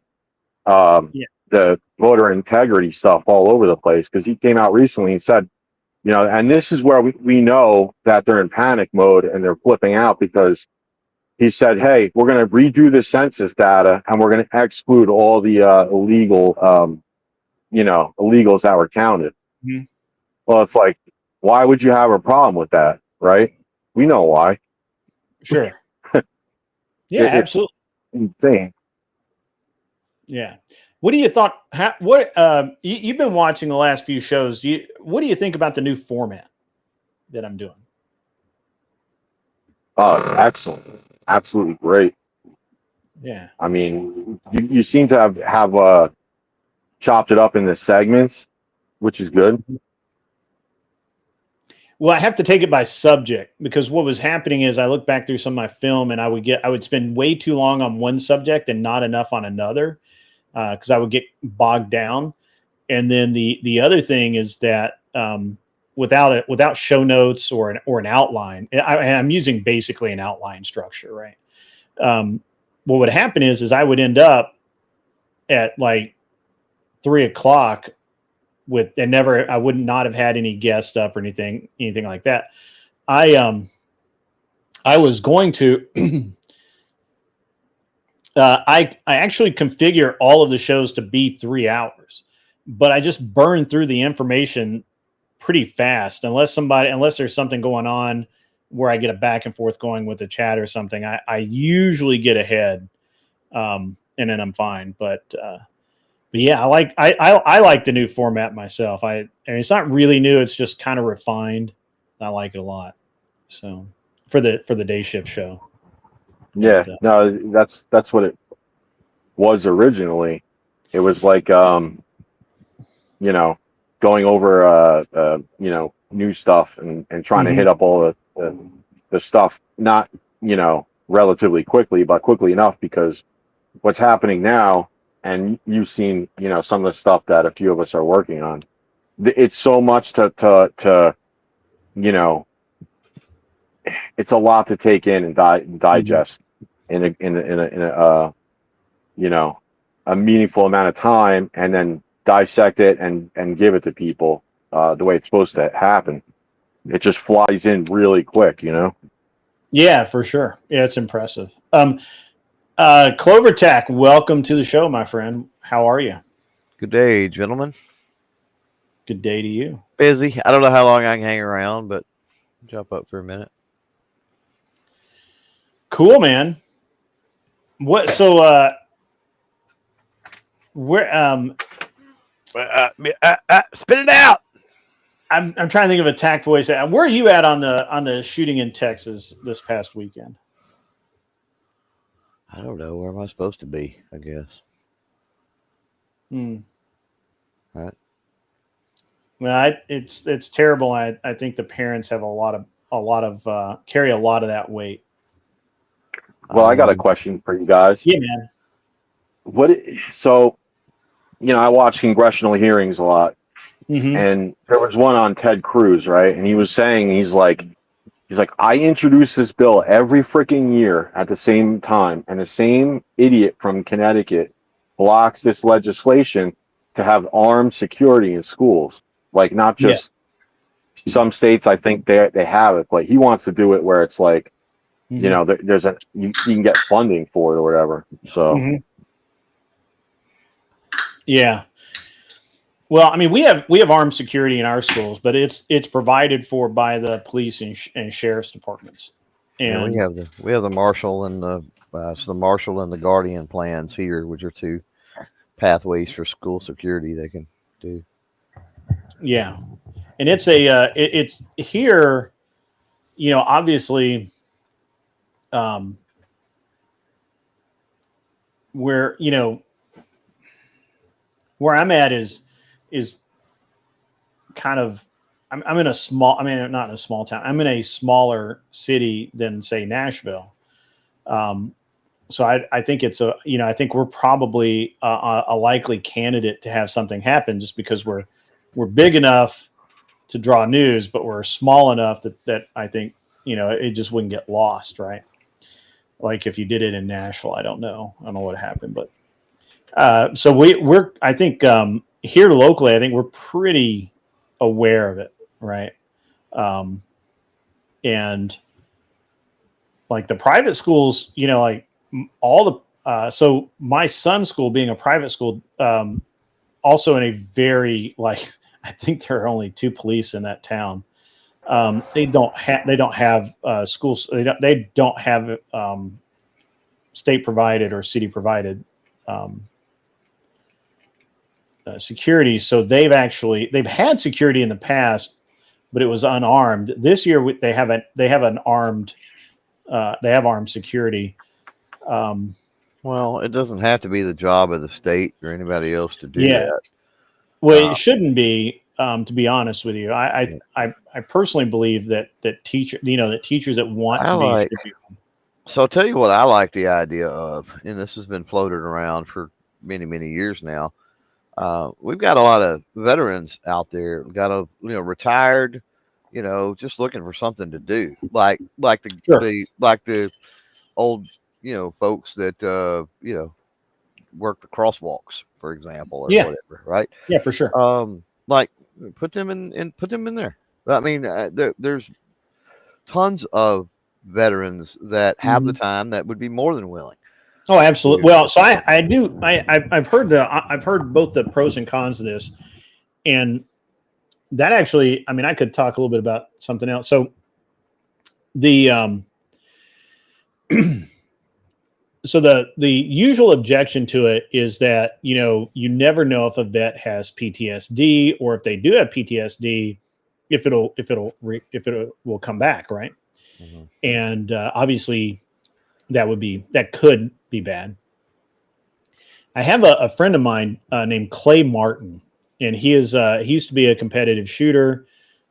He's an author. He does a bunch of different things, and he was he's another soft guy, right? So he was I think he's Special Forces, Ranger, Airborne, all that nonsense. But he's a dude. I mean, he's a dude, and obvious. And a few years ago, I promise I'll tie this back in. A few years ago, he was having severe mental health issues himself. Like he would just like, and of course his house is full of guns. He was a gun writer for a while, I think. And he's got a bunch of guns, and he would just like randomly walk through his office, and just a passing thought would be out, just pick the gun up and end himself. Right. And so, he never acted on it, but it was just like kind of a weird thought to have in the back of his head. And then he had some depression and some other things, as a lot of vets do. And he tried a bunch of different things to kind of work through it. And he ended up taking this psilocybin mushroom treatment. Uh-huh. And he said it was like literally flipping the suicide switch off in his head. Yep. Like just yep. Not even a thing anymore. I've heard that repeatedly. Yep. And and he made the point. And that's a whole other can of worms and issue when you try to treat things with methods that Big Daddy government says. So he's actually created a church, and this is part of their religious practice. And it's literally, let me see if I can find, let me dig Clay up here really quick. I really like Clay. Now he's a spicy dude. I'm going to be honest with you. Like he's not, that's the word I'm looking for here. He says, Henri. He says things that he means. You know what I mean? Like, he says things he means. And let me see if I can find a video of Clay being Clay. So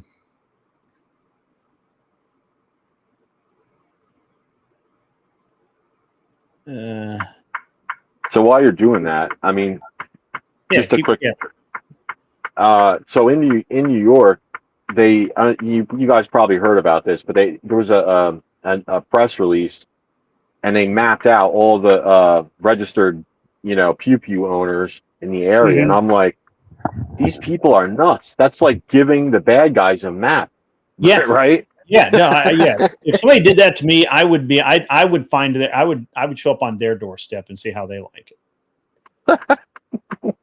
You know what I mean? Like, seriously, like that'd be my response. My response would be, yeah, look, if you're going to do this, prepare thyself for the consequence, because I'm going to show up on your doorstep. So this is my buddy Clay. Let me see if I got volume here. Some of your new followers may not know what happened to me in January of 2020. I actually lost my house in a house fire, and through a weird twist of fate, all right, I can actually compare 1-to-1 in exactly the same situation what would happen with USAA, the Veterans Insurance Company, versus anybody else.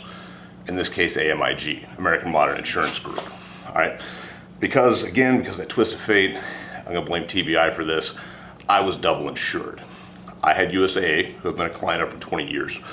My wife had American Modern Insurance Group, who she's been a client of for a great many years. We both had the house insured. Now, I don't know how it works on something like World Trade Center 7, But I do know how it works for a normal person on like a house or a car or something like that. All right. If you're double insured, you don't get paid twice. All right. Each company is responsible for half of the value of the house or the car or whatever, and that's it. And in a shocking turn of events, American Modern Insurance Group has paid their half, while USAA has continued to not pay their half for what will be 4 years in January.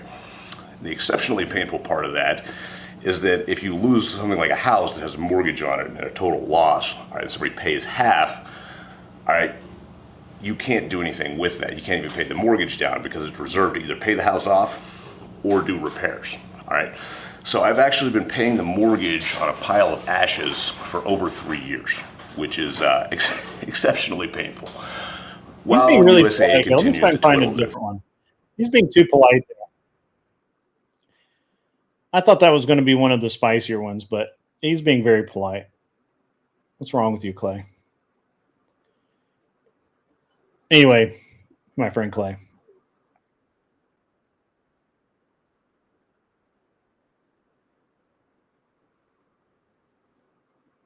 Yeah, I don't blame him. I mean, look what's happening out there right now, you know? Yeah.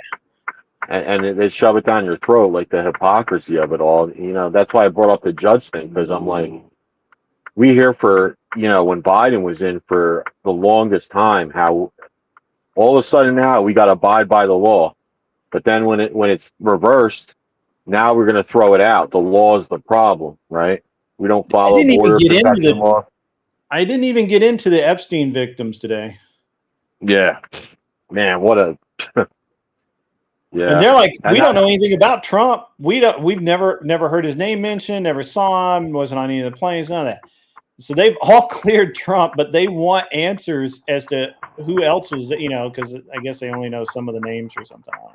Mm-hmm. But yeah.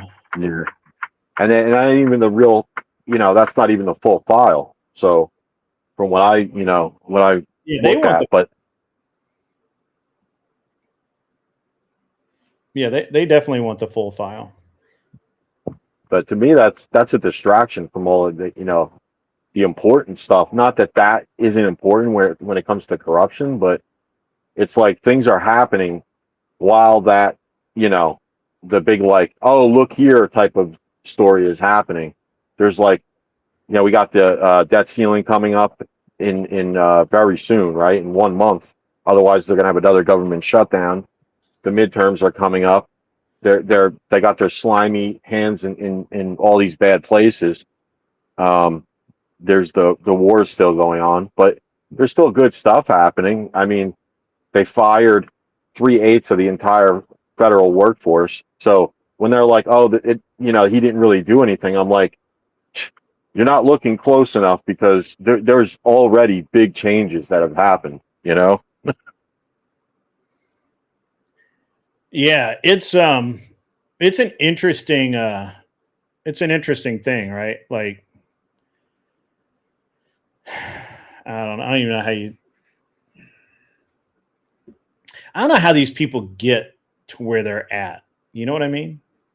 Like, well, I went into a couple of their chats because, you know, I'm trying to understand the mentality of how you have the truth put directly in your face and you just ignore it, or maybe it's them. They're kind of just like, we're all in and that's it, you know?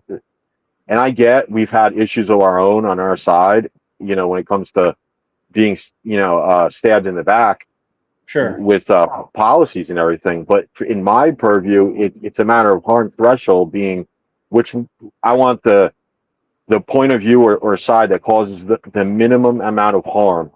And right. So for them, you know, I went in there, I told them, I'm like, you guys suck at economy.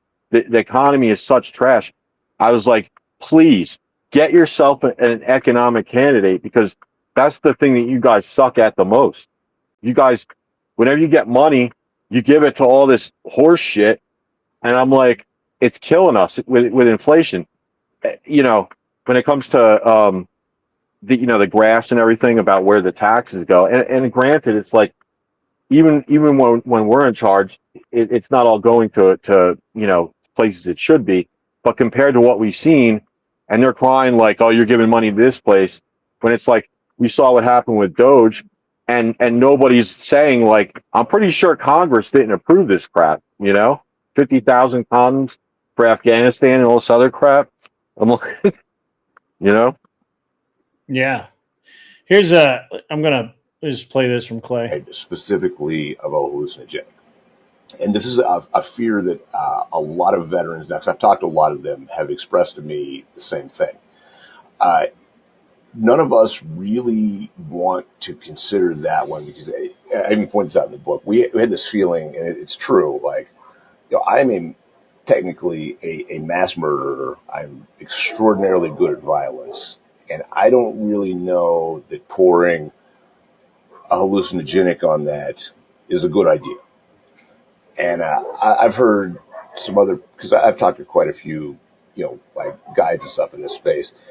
And a lot of them kind of have this feeling like, oh, you're actually afraid of your feelings or something like that. And in this case, I think that they're wrong. We actually are all scared of that we're going to go absolutely crazy. Because it's a possibility. And it's, especially if you've never done a hallucinogenic, you see that as a strong possibility. So that was the big fear. I was absolutely terrified specifically of a hallucinogenic. And this is a fear that a lot of veterans, now, because I've talked to a lot of them, have expressed to me. Yeah. So it starts getting real when the guy literally refers to himself as a mass murderer. That's basic. No, but that's the guy you want guarding your school right there. Like that guy right there. Right. I mean, I got some issues I've had to deal with. Obviously, I've spoken to you about some of it, but point being is that stuff, if it's bad enough, it doesn't help you. Like I haven't had a beer in almost 2 years, not even a sip of alcohol because of some of the crazy shit that happened, during the medical thing. Let's just leave it at that, But for some people, maybe it works. I don't know. I would say go to a doctor, right? To your point about the transformer thing. Yeah. Go to an actual doctor. They're not taking these people that have these issues to a physician. They're just going, hey, you know what? We support you. We support your craziness.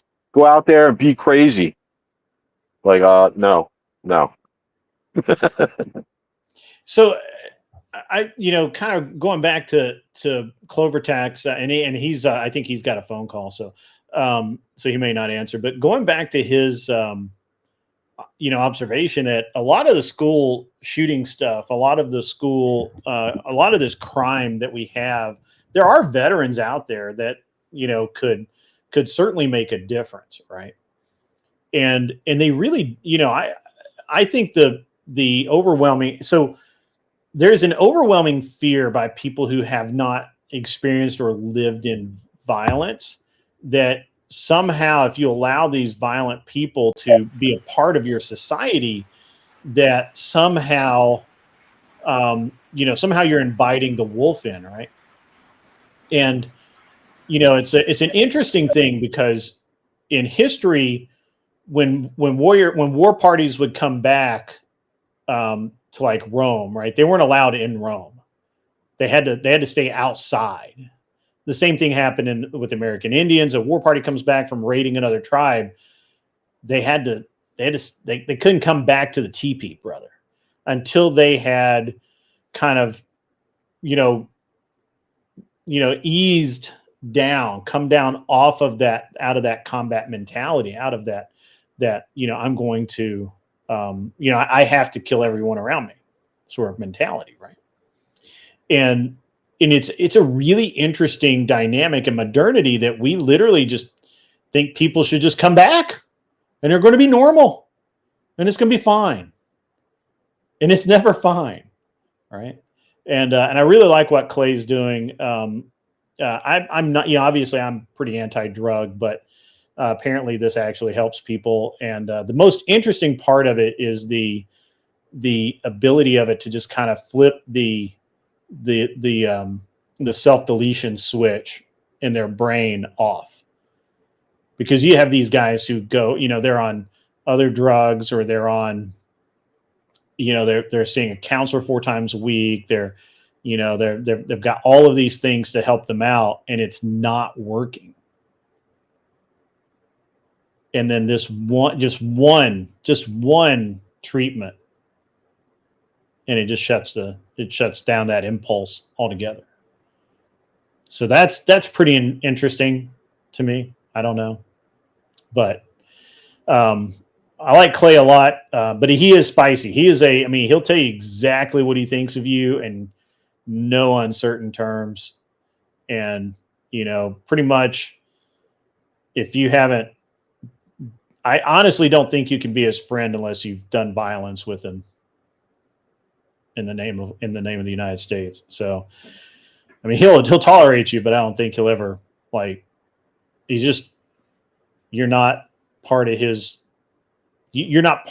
cast. You're not, he doesn't understand you, and he knows you will not understand him. But we need those people. Just like I don't understand some people, and I don't want to. I don't need to. I just need them to exist. What's up, Vibe? How are you? How you doing? I'm good, man. I'm good. Was enjoying it earlier. I jumped into a meeting for 30 minutes, so I don't know what the conversation was, but I think you were alluding to for some of our veterans and things like that, the microcillin, right? Yeah. So what? The objection routinely to using veterans for school security has typically been, what about the PTSD though? Right. And so my friend Clay, we're not buddies or anything. I shot matches with him. He was in my general area for a while, and super good guy. He was, and as I was saying earlier, he went through a period of time in his life where, he would just randomly walk. He would walk through his house. He's got guns everywhere. He would be walking through his house and see a gun sitting on the desk and think, I should just end myself. Just random thought. And he wouldn't, but the thought was there. Yeah, that worries people like him, right? And then, so he's talking to people. He's going through all of these VA approved treatments. He's doing all of the things. None of it is moving the needle one way or the other, right? And then he starts talking to somebody started talking to him about he was actually talking to, I don't remember. I think it was some foreign troops, and he was asking them about microdosing something. Mm-hmm. And no, he was training a bunch of nerds, and he started talking to them about microdosing different things. And and they said, yeah, man, absolutely, we do that. And he's like, so they kind of gave him some context, and then because he had heard of it being used, he just didn't know, he hadn't actually it's hard to find research about a lot of this stuff. And so he had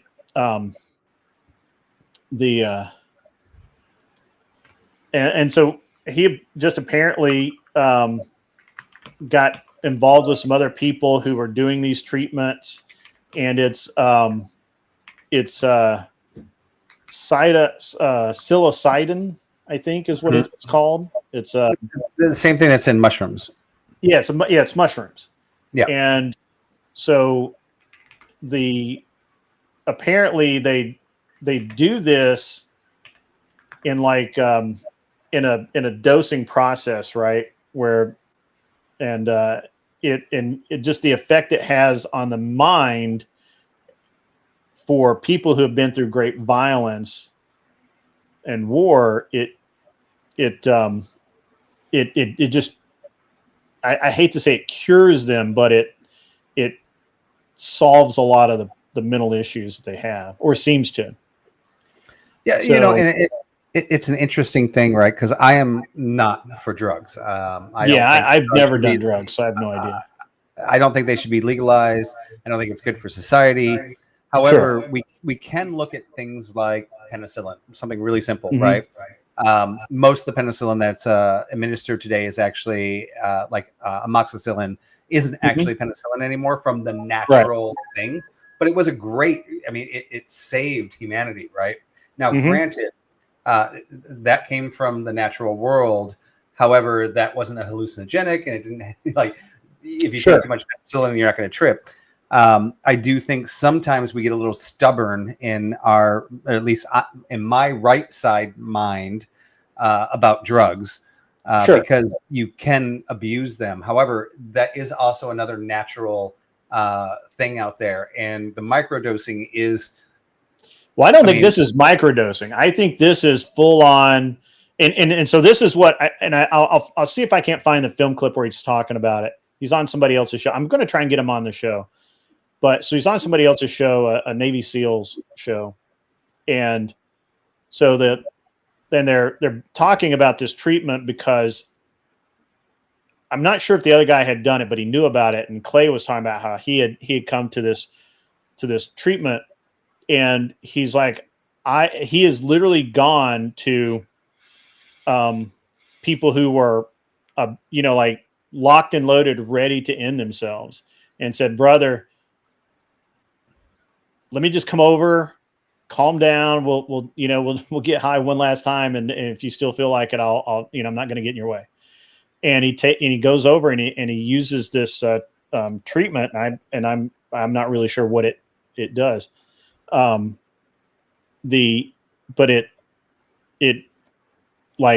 it helps him, and the biggest part of it is it turns the suicide switch off, which I'm not supposed to say on YouTube, but it turns that the switch in their head that they can't turn off, switch. that they can't get away from. It just turns it off, and apparently, and this is so I looked into this because I thought his claim was kind of bullshit originally, but it's like a real thing. Like multiple people have said that, and it's one treatment. Like it's just like do it the one time, and it solves a lot of the problems. So. And I've seen this. I've seen a few of these studies, and they're all experimental, and they're all not peer reviewed yet. So it is just like 100% experimental. However, it seems to be having good results, and I think it would be much more progressed if it wasn't associated with mushrooms, because it's a drug that people can get high on, right? Yeah. And this is what I was saying before. I think it's a little bit with rightists like me, we're like, we don't want any drugs in the world. Let's keep those away. But at the same time, it is something from natural. And it seems to be something from history as well. It looks like it's starting to progress. And I think the research will actually come to better claims sometime in the near future. I just think it would have gone a lot faster if it wasn't actually from mushrooms, right? Well, I think it's got a historical backing as well, right? Again, as I was saying, when these war bands would come back, they, and I'm going to pick on the American Indians and the Romans specifically, because neither of them, when a war band came back to Rome, they couldn't enter the city until they had basically settled down. And part of that was this kind of this mushroom treatment, right? They would eat, I mean, they didn't know they were treating it. They were eating mushrooms and having a good time, right? Like they didn't know. I'm sure. Well, maybe they did. I don't know. Maybe the witch doctor knew something, or somebody kind of had a herbologist. When they didn't do that and they came back in town, they were all like distraught and angry. Yeah, when they were in a lot of trouble. It was an observation that it's best if they let these guys do that, right? Yeah, some herbologist somewhere said, "Hey, before you guys can come back, go sit on the grassy knoll and have chew on these for a while," right? and then in the American Indians had the same thing. When these raiding parties, war parties would go out and they'd go fight another tribe, or they'd go far, far away to hunt and go through all of that trauma and then come back. Then you have to understand that was a much more traumatic level of warfare, but people lived with that kind of trauma in their lives every day. They butchered, ended and butchered animals every day. They, as much as you were talking about last night, or night before last. So it makes sense that this is something that is what's old is new again, I guess, to some degree. And so Clay's actually made a church, if you will, a ministry, that this is part of the ministry, is this treatment, this mushroom treatment. And I'd like to see where that goes. Yeah. They're in, I think they're in Missouri or Arkansas, somewhere central. And you go there, if you're there, and they're helping people out. So, and mostly war fighters. I mean, obviously he's centered around war fighters. Go ahead, Mr. Mister. I'm sorry, I interrupted you twice. No, it's good. It's all right.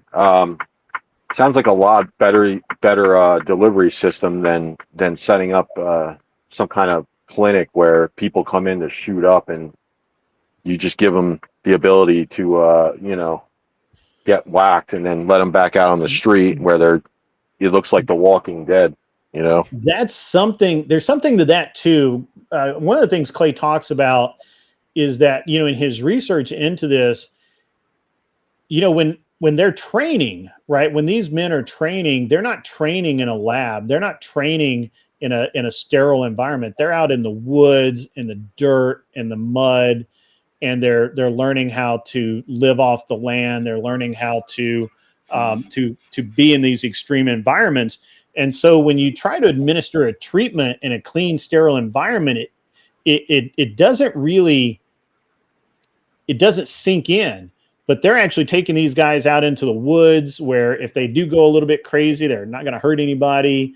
They have that sense of going back to the beginning, I guess. And so, it's not a lab. It's not somebody injecting them with something and any of that kind of thing. I think it's an interesting thing, because I am generically diametrically opposed to drugs, of all kinds. Tylenol. Ibuprofen was like the strongest drug I'd done for a long time. I mean, I try to even resist aspirin as much as I can, unless I'm just dying. Because I actually like them to work when I need them, and if I abuse them, even if it's aspirin, then they don't work as well. So I try to keep them out of my system as much as possible until I'm in that state where I just can't manage anymore. Sure. Yeah.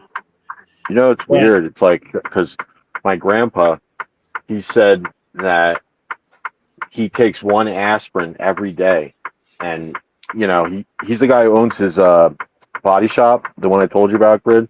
Yeah. And he still works. He doesn't have to. He wants to do it because he's stubborn like me. So, but he takes one aspirin every day, and then he had 2 heart attacks 5 years ago. But then he went into the doctors, and they were like, your arteries are clean, and we don't understand why. I'm not giving medical advice. I'm just saying, he does that, so maybe there's something to it. I don't know. Well, it is a very common prescription for anybody who has a history of heart disease or heart attacks to take a baby ibuprofen every day. It helps the blood flow and restrict the arteries for anybody that is has a high vulnerability to heart disease. So I've heard that. I've seen a lot of doctors that actually prescribe baby aspirin to adults that potentially could have that as an issue in the future. Yep. What did so? Did you hear how much of my actual show did you hear, Bob? I didn't hear much. I watched the first part, and then I jumped into the meeting. And I actually, because my meeting was crazy, I already forgot what you talked about. But if you give me a reminder, I'll be like, oh, now I know exactly. I just ran through like national economy or national kind of political positioning, world politics, I did some economics stuff. Talked a lot about tariffs today and how honestly the way things are going, the only way we're going to fix anything is with tariffs and with good tariffs, as the case may be. And I tried to explain how companies offshore to defeat the U.S. taxation system, or just because it's just cheaper to do business out of the country. For example, I actually use a service in the Philippines to run, not as a property manager for my rental properties in Ohio, but as the help desk, so to speak. Yep. So if somebody has a problem, if one of my tenants has the AC is not working, I don't get a call. The guy in wherever, I'm not saying where, but the guy there in overseas gets the text message or email or whatever, and then he types it up, looks, he has a list of vendors. He has he has phone numbers, and he'll just, start texting around until he can get somebody to come over and take care of it and fix it. I never get a phone call. I'll get an email report of, hey, this happened. Right. And I don't even get it anymore. I have somebody else that gets it, but, we get a report of it, and that's it. And we pay that guy pennies a day to do it. But he has probably like 100 clients, right? Or maybe 200. I have no idea how many clients he has, but, and that's, so if I need, and, if I have a project, like if I have a project where we're doing like, if I'm doing heat and air, right? Well, I can certainly get online, search up the heat and air guy, go through 3 or 4 of them, but it's easier if I just let this guy do that. Right? Well, yeah. And I'm sure that you're making more money in the time you're not doing that, right, than the amount you're paying him to do that. Right. Sure. Yeah. Right. So it just makes sense. And I thank you for the refresh, because I did see what you were talking about. One of the things I liked about Trump, and when he brought up tariffs, which I know everybody's like against, I had been sitting there pre-Trump going, why aren't we putting the tariffs on China? Because if we do that strong enough and correctly, we can actually bring work back to the United States. And you were mentioning like the iPhone being built here and the iPhone being built there. I do love how, like, on the back of the iPhone it says designed in California, because we know it wasn't built in California, right? It used to be built in California. The factory's even still there. I think the factory's still there.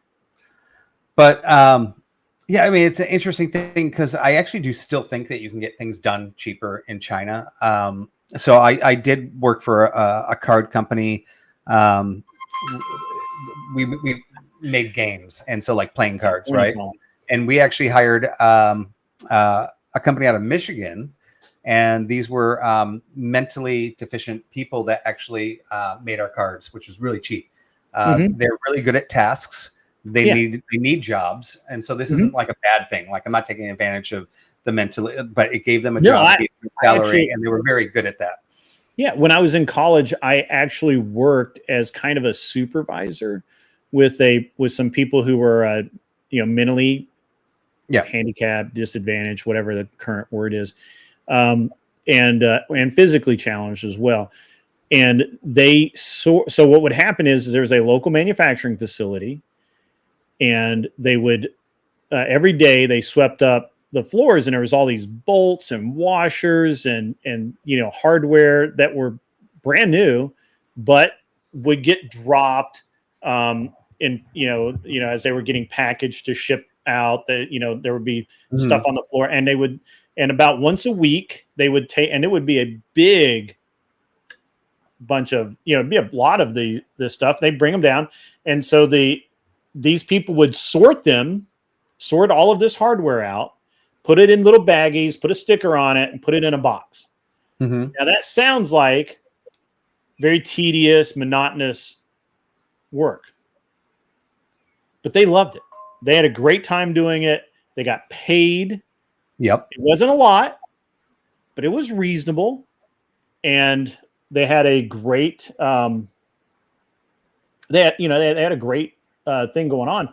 I didn't have any problem with it. And it was subsidized by the company and by the city. The city had an adult program, but they needed a partner, and this company partnered with them, and that's what they did. I thought it was awesome. If I could have done something like that, and if I can do something like that in my companies, I'll do that. Yeah, I mean, I think it's brilliant because it does give them something to do, something that they enjoyed doing that. Like they loved doing and having that responsibility, that pat in the back. It gave them a purpose, and it actually filled a economical need, right? Sure. So I think it was a win, 100%. However, we did eventually outsource back to China. We moved away from the United States, and it was 50% cheaper. However, we had to pay we have to add 25% onto that for the shipping costs. We'd have to manufacture enough to fill a whole crate and ship that over, but it still was actually it still was cheaper in the end. With a few tariffs, however, though, that would equalize it. And then it changes the dynamic. As a business owner, I would actually have to shift back to the United States and start supporting my own country again. So this is why I like tariffs. I like the idea of bringing. I like the idea of the 50s when there was a guy who sold refrigerators. That was his living, and he had 2 cars. He had a wife, and he had 3 children, and he sent his kids to college as a refrigerator salesman. Now today, if you just sell refrigerators, you're probably working out of Home Depot or Best Buy. Yeah. And you can barely afford a 1-bedroom apartment, and no woman's going to want you because you don't have the income to bring up a family. And it's not a sporty job. Everybody wants a guy with a sporty job. Give me 1 second. Randy Bowman, welcome to the show. I didn't see you come in. I see that you're here now. If you'd like, we are doing this is the open part of the show for the next 40 minutes or so, and you're welcome to come up. All you need to do is go over to the Discord, get a link, and come on up. So anyway, but welcome to the show. So it's an interesting thing. The biggest, I think most people really don't actually understand why we offshored so many things. It wasn't because we weren't making cheap plastic widgets and cheap T-shirts and knockoff jeans in the United States. The reason that we offshored so much is because, first, corporations, there's a huge tax advantage to not making things in the U.S. if you're selling worldwide. Effectively, if you make things in the U.S., you get taxed twice, at least. Yeah, and you mentioned Ireland, right? And I know that's a popular place for corporations to basically centralize the money to avoid the taxes, I think they've right? changed it, though. I think they changed, because I know at one point in time there was a big deal that Apple had 3 or 4 billion in cash. Yeah, not cash, but sitting in a bank in Ireland that nobody had even heard of, and it was you only need 1 client, and but they couldn't repatriate the money because the minute it comes on, the minute it hits America, it's taxed at a very high rate. And then I think this was in the Obama administration. I think it was Greenspan passed regulations that required them to repatriate the money. They couldn't have it they couldn't hold it in offshore without penalty. I think it was something around where it had to be disclosed, right? So if I'm an American and I permanently move to another country, If I want to hold my American citizenship, I still have to pay my federal taxes every year to the American government, even if I'm permanently in another country. Yes. So I think it was kind of a similar setup for corporations, basically saying, hey, I don't care if Apple is incorporated in the United States and you have all this money in Ireland, it has to be disclosed and you're going to have to pay on it. Yeah. Well, so the way I don't know because I've not lived abroad, but I believe that if you're making the money, so if I have a job, basically a job and a bank account in China, I don't have to disclose that. But if I am using any banks that are based in the U.S. or connected to the U.S., that would have to be disclosed, and you just don't have any choice. No, I still have to disclose my income to the United States as long as I'm holding the passport and the citizenship of the United States. If I'm in the Philippines and making a salary, I am still filing income tax on that salary. Interesting, because I know when I used when Greenspan changed the Forex trading rules to where you couldn't use gearing in the United States. So at one point in time, we had I think it was 12-to-1 gearing, and so I don't honestly remember. It's been since the Obama administration, so when they did that, I ended up with I set up a new account in Australia. Using a Chinese bank to fund it, and the way I did that is, I have relatives in China from my wife's side, and I gifted them money. They opened an account in my name in China, and then I moved the money from China to Australia, and then I was able, via the internet, the wonderful world of the internet, to do my trading on the Australian market, and to take advantage of the same gearing that everybody else in the world was using to trade Forex. Now, the problem came in is when I wanted to repatriate the money, when I wanted to access the money. But what I ended up doing is that I moved the money. I actually just moved the money back to China, and I think we bought another house with it there. So I didn't end up paying a whole lot of tax on it. But it's a very interesting. It's very interesting when you start playing internationally, and corporations do this all the time. Yeah, and I mean, don't get me wrong as well. There is what you're supposed to do, but when you are in particular countries, the United States doesn't have access to that. So you don't necessarily have to give what you're supposed to give, if you get me.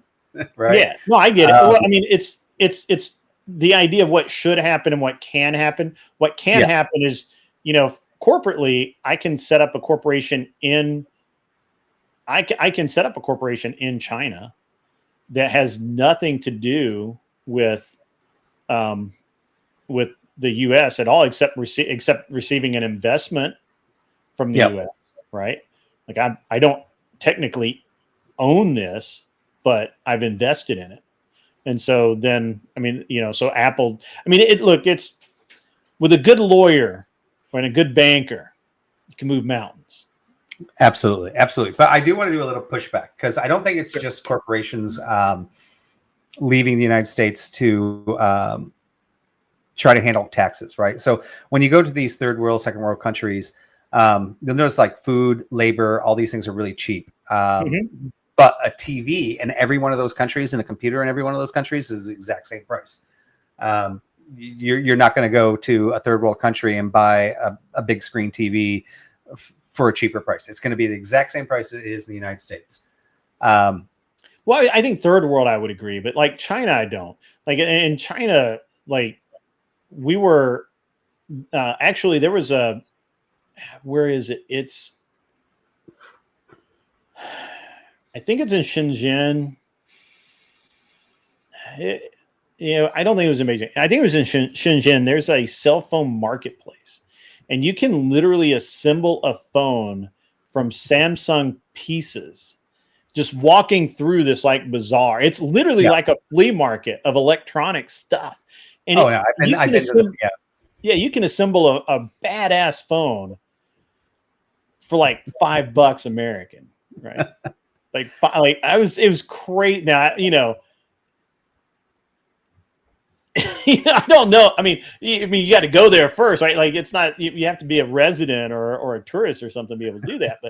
But I don't necessarily agree with that. And when I was there, like the last time I was in China, and admittedly I was in Shenzhen. I was in two cities, Shenzhen, well, several cities, but mostly in Shenzhen and Beijing.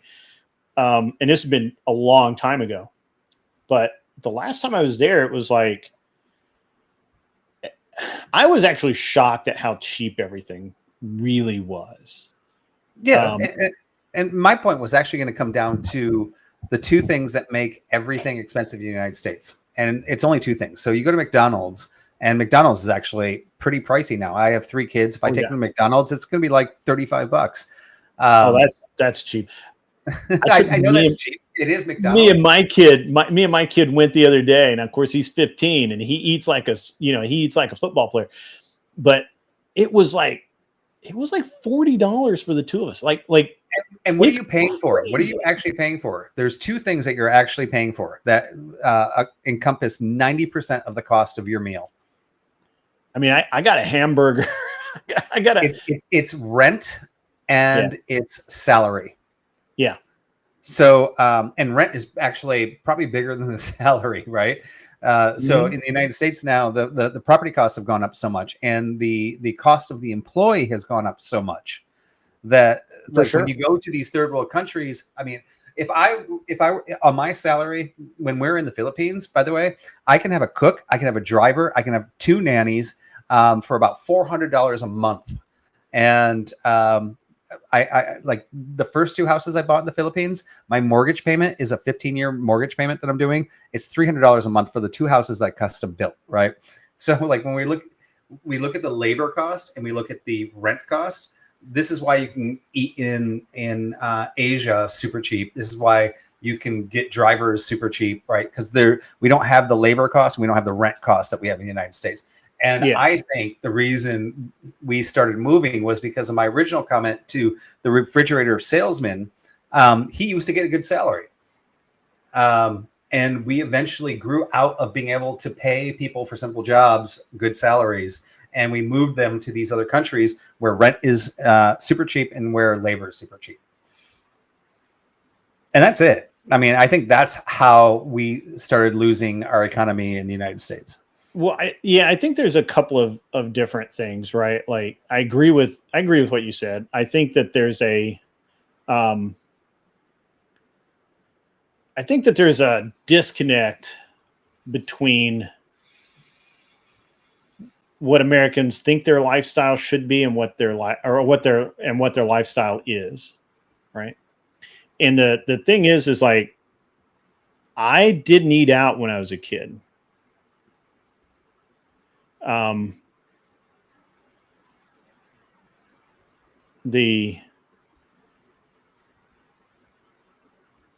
Nowadays everybody eats out 4 or 5 times a week. I can agree with this. I think we've upped our level of what we think we are owed. Yes, I think right. So we outsource things, and all of a sudden we made things cheaper by outsourcing them to places that had cheaper labor and places that had cheaper rent. Therefore, we could get the products for cheaper, which actually in the United States allowed us to elevate our own level of comforts, right? I'm blown away by like what everybody thinks they deserve here in the United States now, right? I'm blown away by the number of people who whine about food cost. I'm blown away that they're eating out. Yeah. And I'm like, wait, what? Like I buy for myself because I eat slightly different food than what my like wife and her family eat. I'll buy my groceries and it's maybe $100 a week, maybe. My wife, we're probably all totaled, because we do cook a lot here. We don't go out much. Matter of fact, I only go out to eat maybe once a week, and unless I'm going out with my wife. Now, and by going out to eat, I mean I'll have like a Chipotle burrito once a week. Yeah. Right. Like because I run out of time or something like that. Right. And Thursday night is pizza night. My wife always buys too much pizza, so I have pizza around the house for the rest of the week. Yeah, the rest of the week. My kids love it. Makes it easy. Right. I agree with Raise the King. I grew up too poor to eat out, so I just didn't. Right. And I mean, by eating out, I meant like McDonald's. Like going to McDonald's is a big fucking deal in my day. Like that was a big fucking deal. And now it's like people are just like, yeah, I'm just going to go to McDonald's for lunch, and I'm going to go to Starbucks for my morning coffee, and I'm going to go to and I'm going to finish the night off with a nice little meal at the Outback or some shit. I mean, you spend $100 a day or whatever on eating out, right? And that's crazy to me. I want to burn down Starbucks. Huh? I want to burn down Starbucks. You want to burn down Starbucks? I mean, I make coffee in the morning. I make damn good coffee. And I think per morning it costs me about 10 cents. And like my wife introduced my kids to Starbucks. They don't drink coffee, but they love this thing called a cake pop. Do you know what a cake pop is? Yes. It's a little circle for $6. Very small circle. Very small circle for $6. Now I actually did the math. My wife bought 2 of them. I'm like for $12, and I measured it, and I actually calculated a normal cake, a $20 cake, and how many of those you could put in there, and you can put in 100 of those, which means basically they're selling a $20 cake for $200. When I was in when I was in Colorado, I knew the guy who actually injection molded the thing, the things that they cook those in. And they're literally like cooked in them and then shipped out. It's really an interesting deal. But I'm kind of a coffee fanatic. When I do drink coffee, I don't drink coffee a lot in the summer, but once it starts getting anywhere near chilly, it's just like coffee. And I will drink coffee anytime. But so we have a lot of coffee makers. We're guilty of that. And last year my wife bought a cappuccino machine, an espresso machine, pardon me. Bought an actual espresso machine. And so we started making, so we don't go to Starbucks. I haven't been to Starbucks unless I'm traveling. If I'm traveling, all bets are off. We'll talk about that in a second. But at the end of the day, we have this weirdness about our society right now. And no, people aren't living within their means. They don't understand money. Even when they think they understand money, they're doing it very stupidly. And we're just designed. I mean, it's literally like our society is designed to make people go broke. I think it definitely is designed, right? I mean, we have the predators out there trying to support that. I mean, every once in a while I go to Christianity, I try to stay out of it, but I mean, it does say you should never owe anybody anything, right? And we have these institutions out there, and to buy a house, I have to have built credit. In order to build credit, I should probably have at least 3 credit cards, a car. I make my payments on time. I don't ever pay my credit cards off 100%, pay them down to like 30% and keep it at a 30% balance if I want to get my best credit score I can. And I actually rather never have a credit card. I'd rather just have a savings account and invest in investment. I did that. I had a credit card.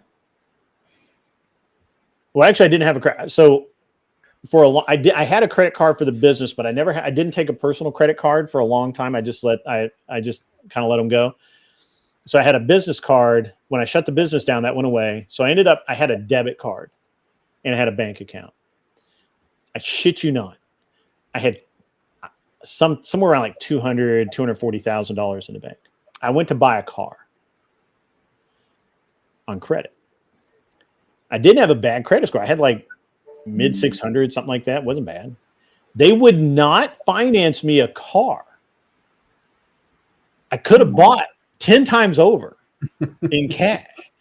But wait, it gets better, right? So I'm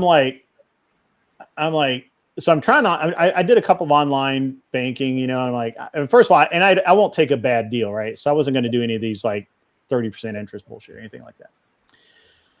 So I go to my bank. I've been a customer of this bank for like 15 years.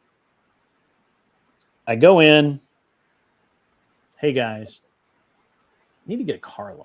I hadn't had a loan. I've not had a loan.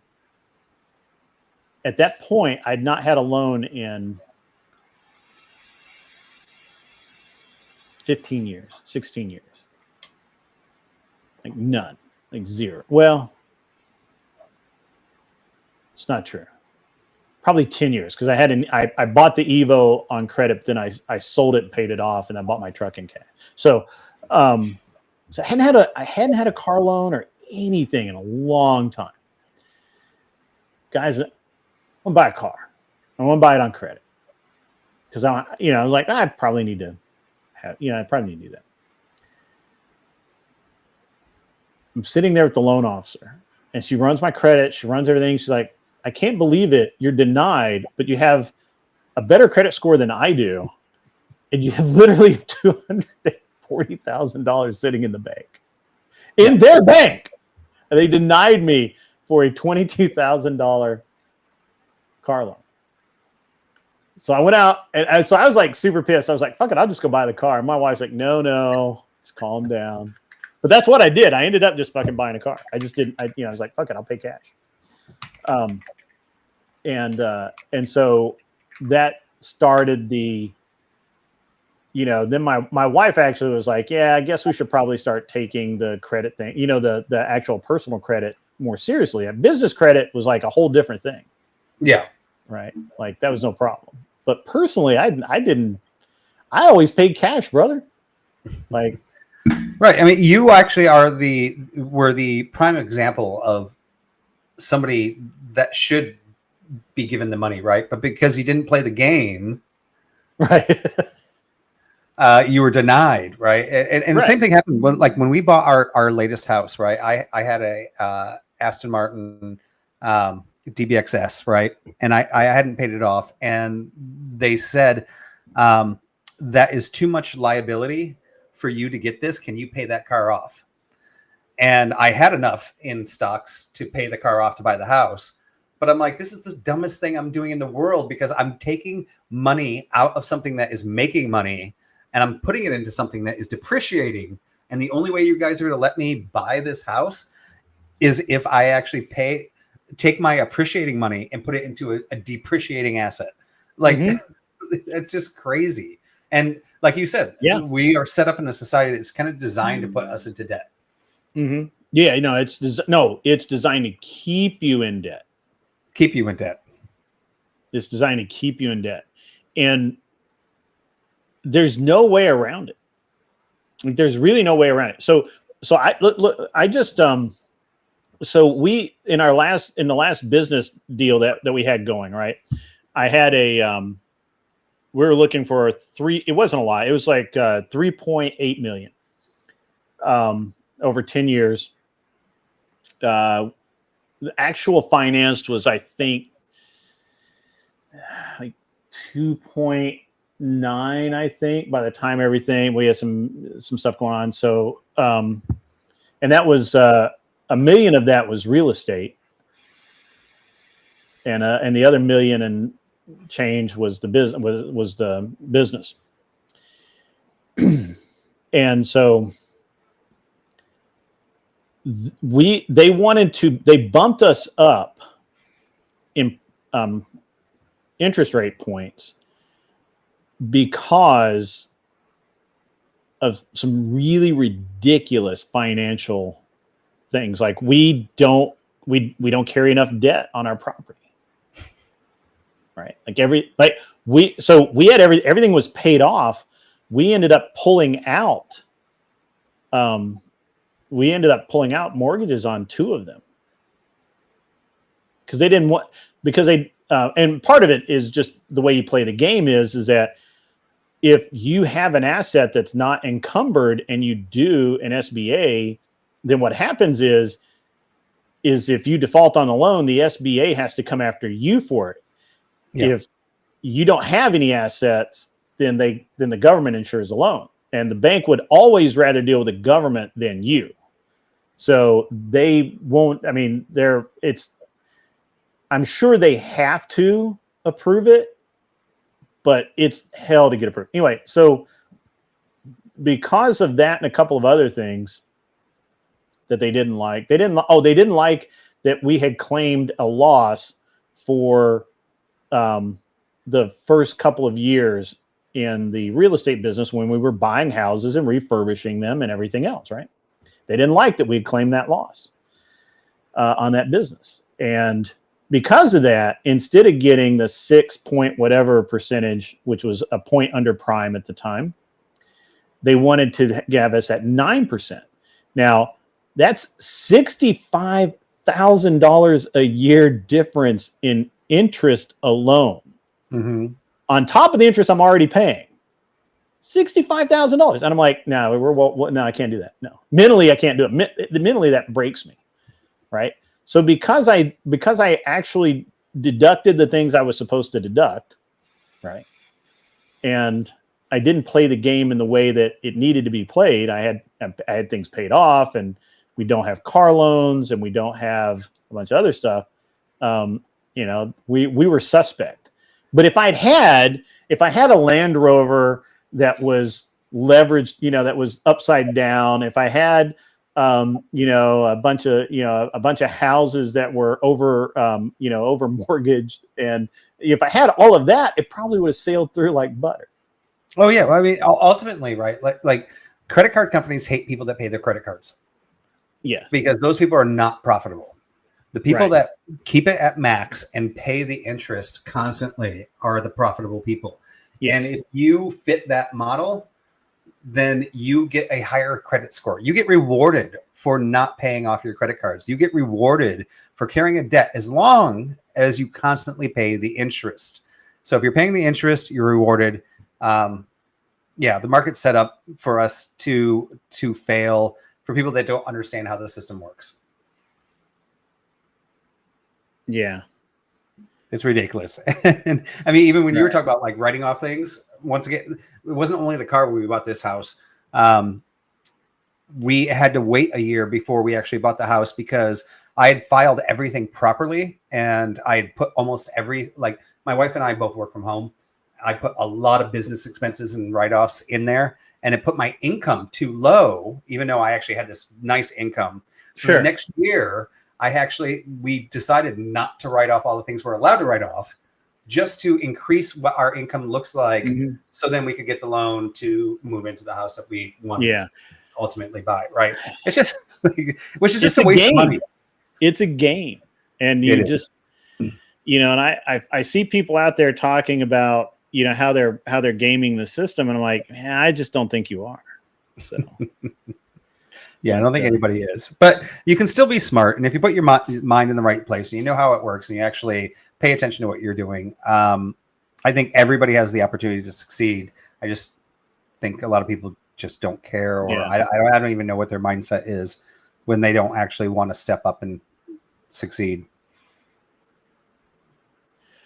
Yeah, it's an interesting deal. I have a bunch of, I have just a bunch of really weird prescriptions for all of this, like I really hate carrying debt. I'm much more comfortable with it now.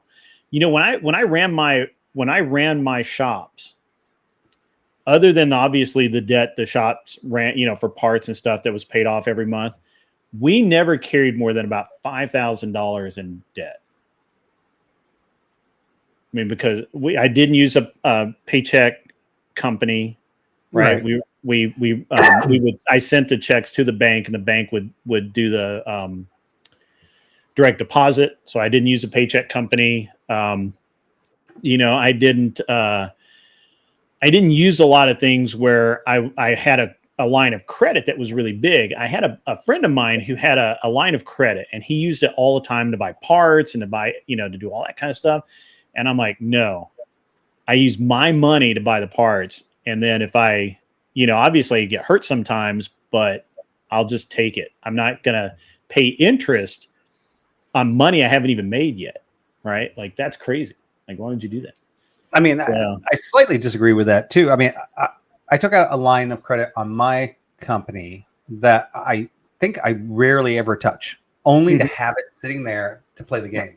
Right. But yeah, and I think that you have to have a line of credit, but the way you do your operating capital is really important, I think. And the way we did our operating capital is, unless something was really messed up, we had the flow through every month to take care of all the operating capital. Now, there were months where it was like, man, we're getting really close. This is really tight.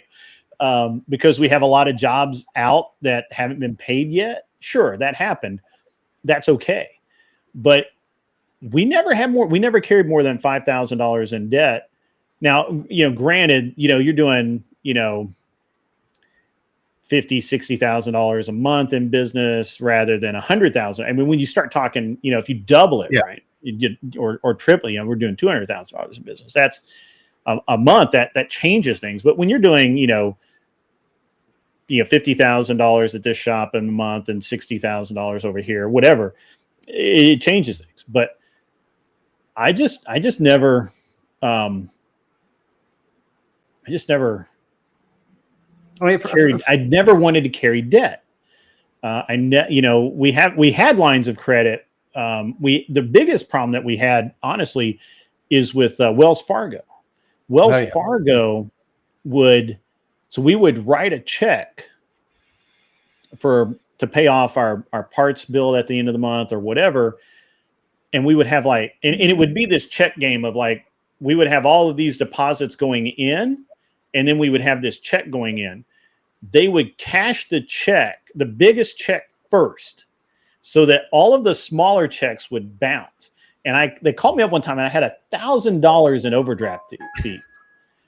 And I'm like, you are fucking kidding. I'm like, what the hell are you talking about? And they're like, oh yeah, we did this. And I'm like, that's impossible. That's literally impossible. So then this very helpful person explained it to me that, yeah, they cashed that the big check first. And they actually you could see where they had held the smaller checks for 2 days for that big check to go through.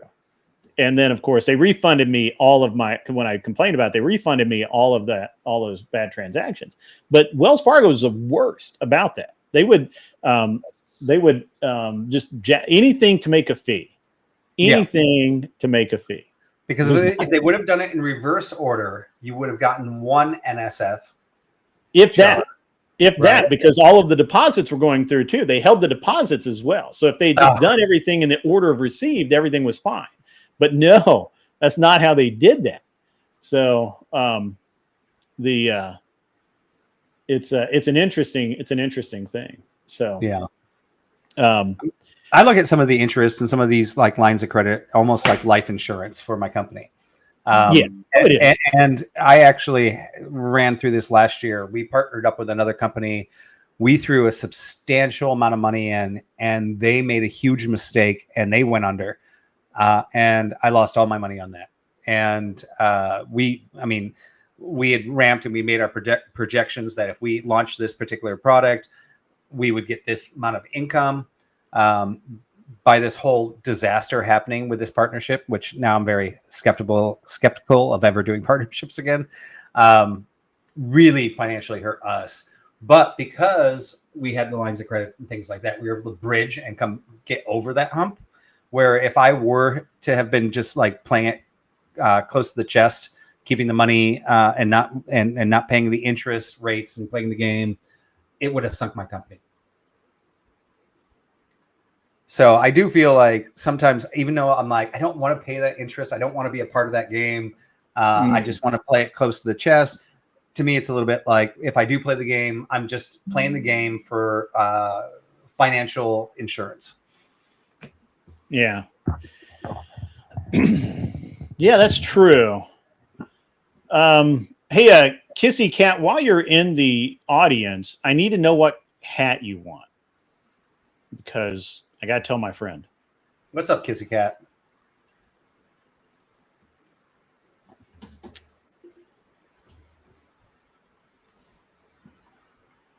I was so excited the other night. I actually got to cam up with her cammed up. So I was like, yes. Oh, yeah, I haven't done that yet, but that's okay. So you want to snap back? Okay. But she didn't have a goat with her, so I was very disappointed on that. No goat. I wanted her to pull a Ryan and instead of bringing up the dog, bring up the goat. Okay.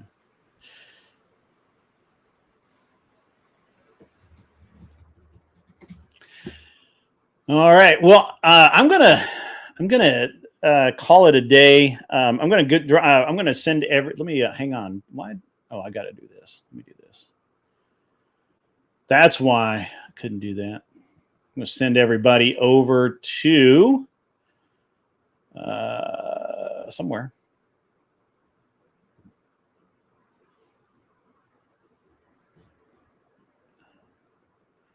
Let me see. And perfect timing, by the way, because I was just about to say I got to jump out to my next. Yeah, you got to jump out. I'm gonna. There we go. I read right. It's been a good show. The first part of it. So I'm doing this format where I do the first part of the show, so that the show is I guess I can shorten it if I need to put it in a different format, and then I do the on the back end. I'm going to send you guys over to 10th Man. They're reviewing my video or the show from last night with Beth. I think they're taking my name in vain, so we'll see how that works out for them. And, I was on another panel where we watched that last night. Yeah, we had some kind words for you. You had kind words for me? You think I was fair? We were going a little bit unfair. I was unfair. Yeah, we thought you were being a little too direct on that. Too direct? I don't have any other way to be. I'm sorry. It's okay. We know who you are. Yeah. Would you rather me have said that she did a great job? Because she didn't do a great job. No, we like I said, we know who you are, and we know how you say things, and we would expect nothing else, right? All right. Well, you guys have a great rest of your day. I'm going to get out of here. I'm going to go see what 10th Man is saying about me, and you guys have a great rest of your day. Enjoy the raid over to the 10th Man, and we will see you all later. Hey, thanks for having me. Right. Bye.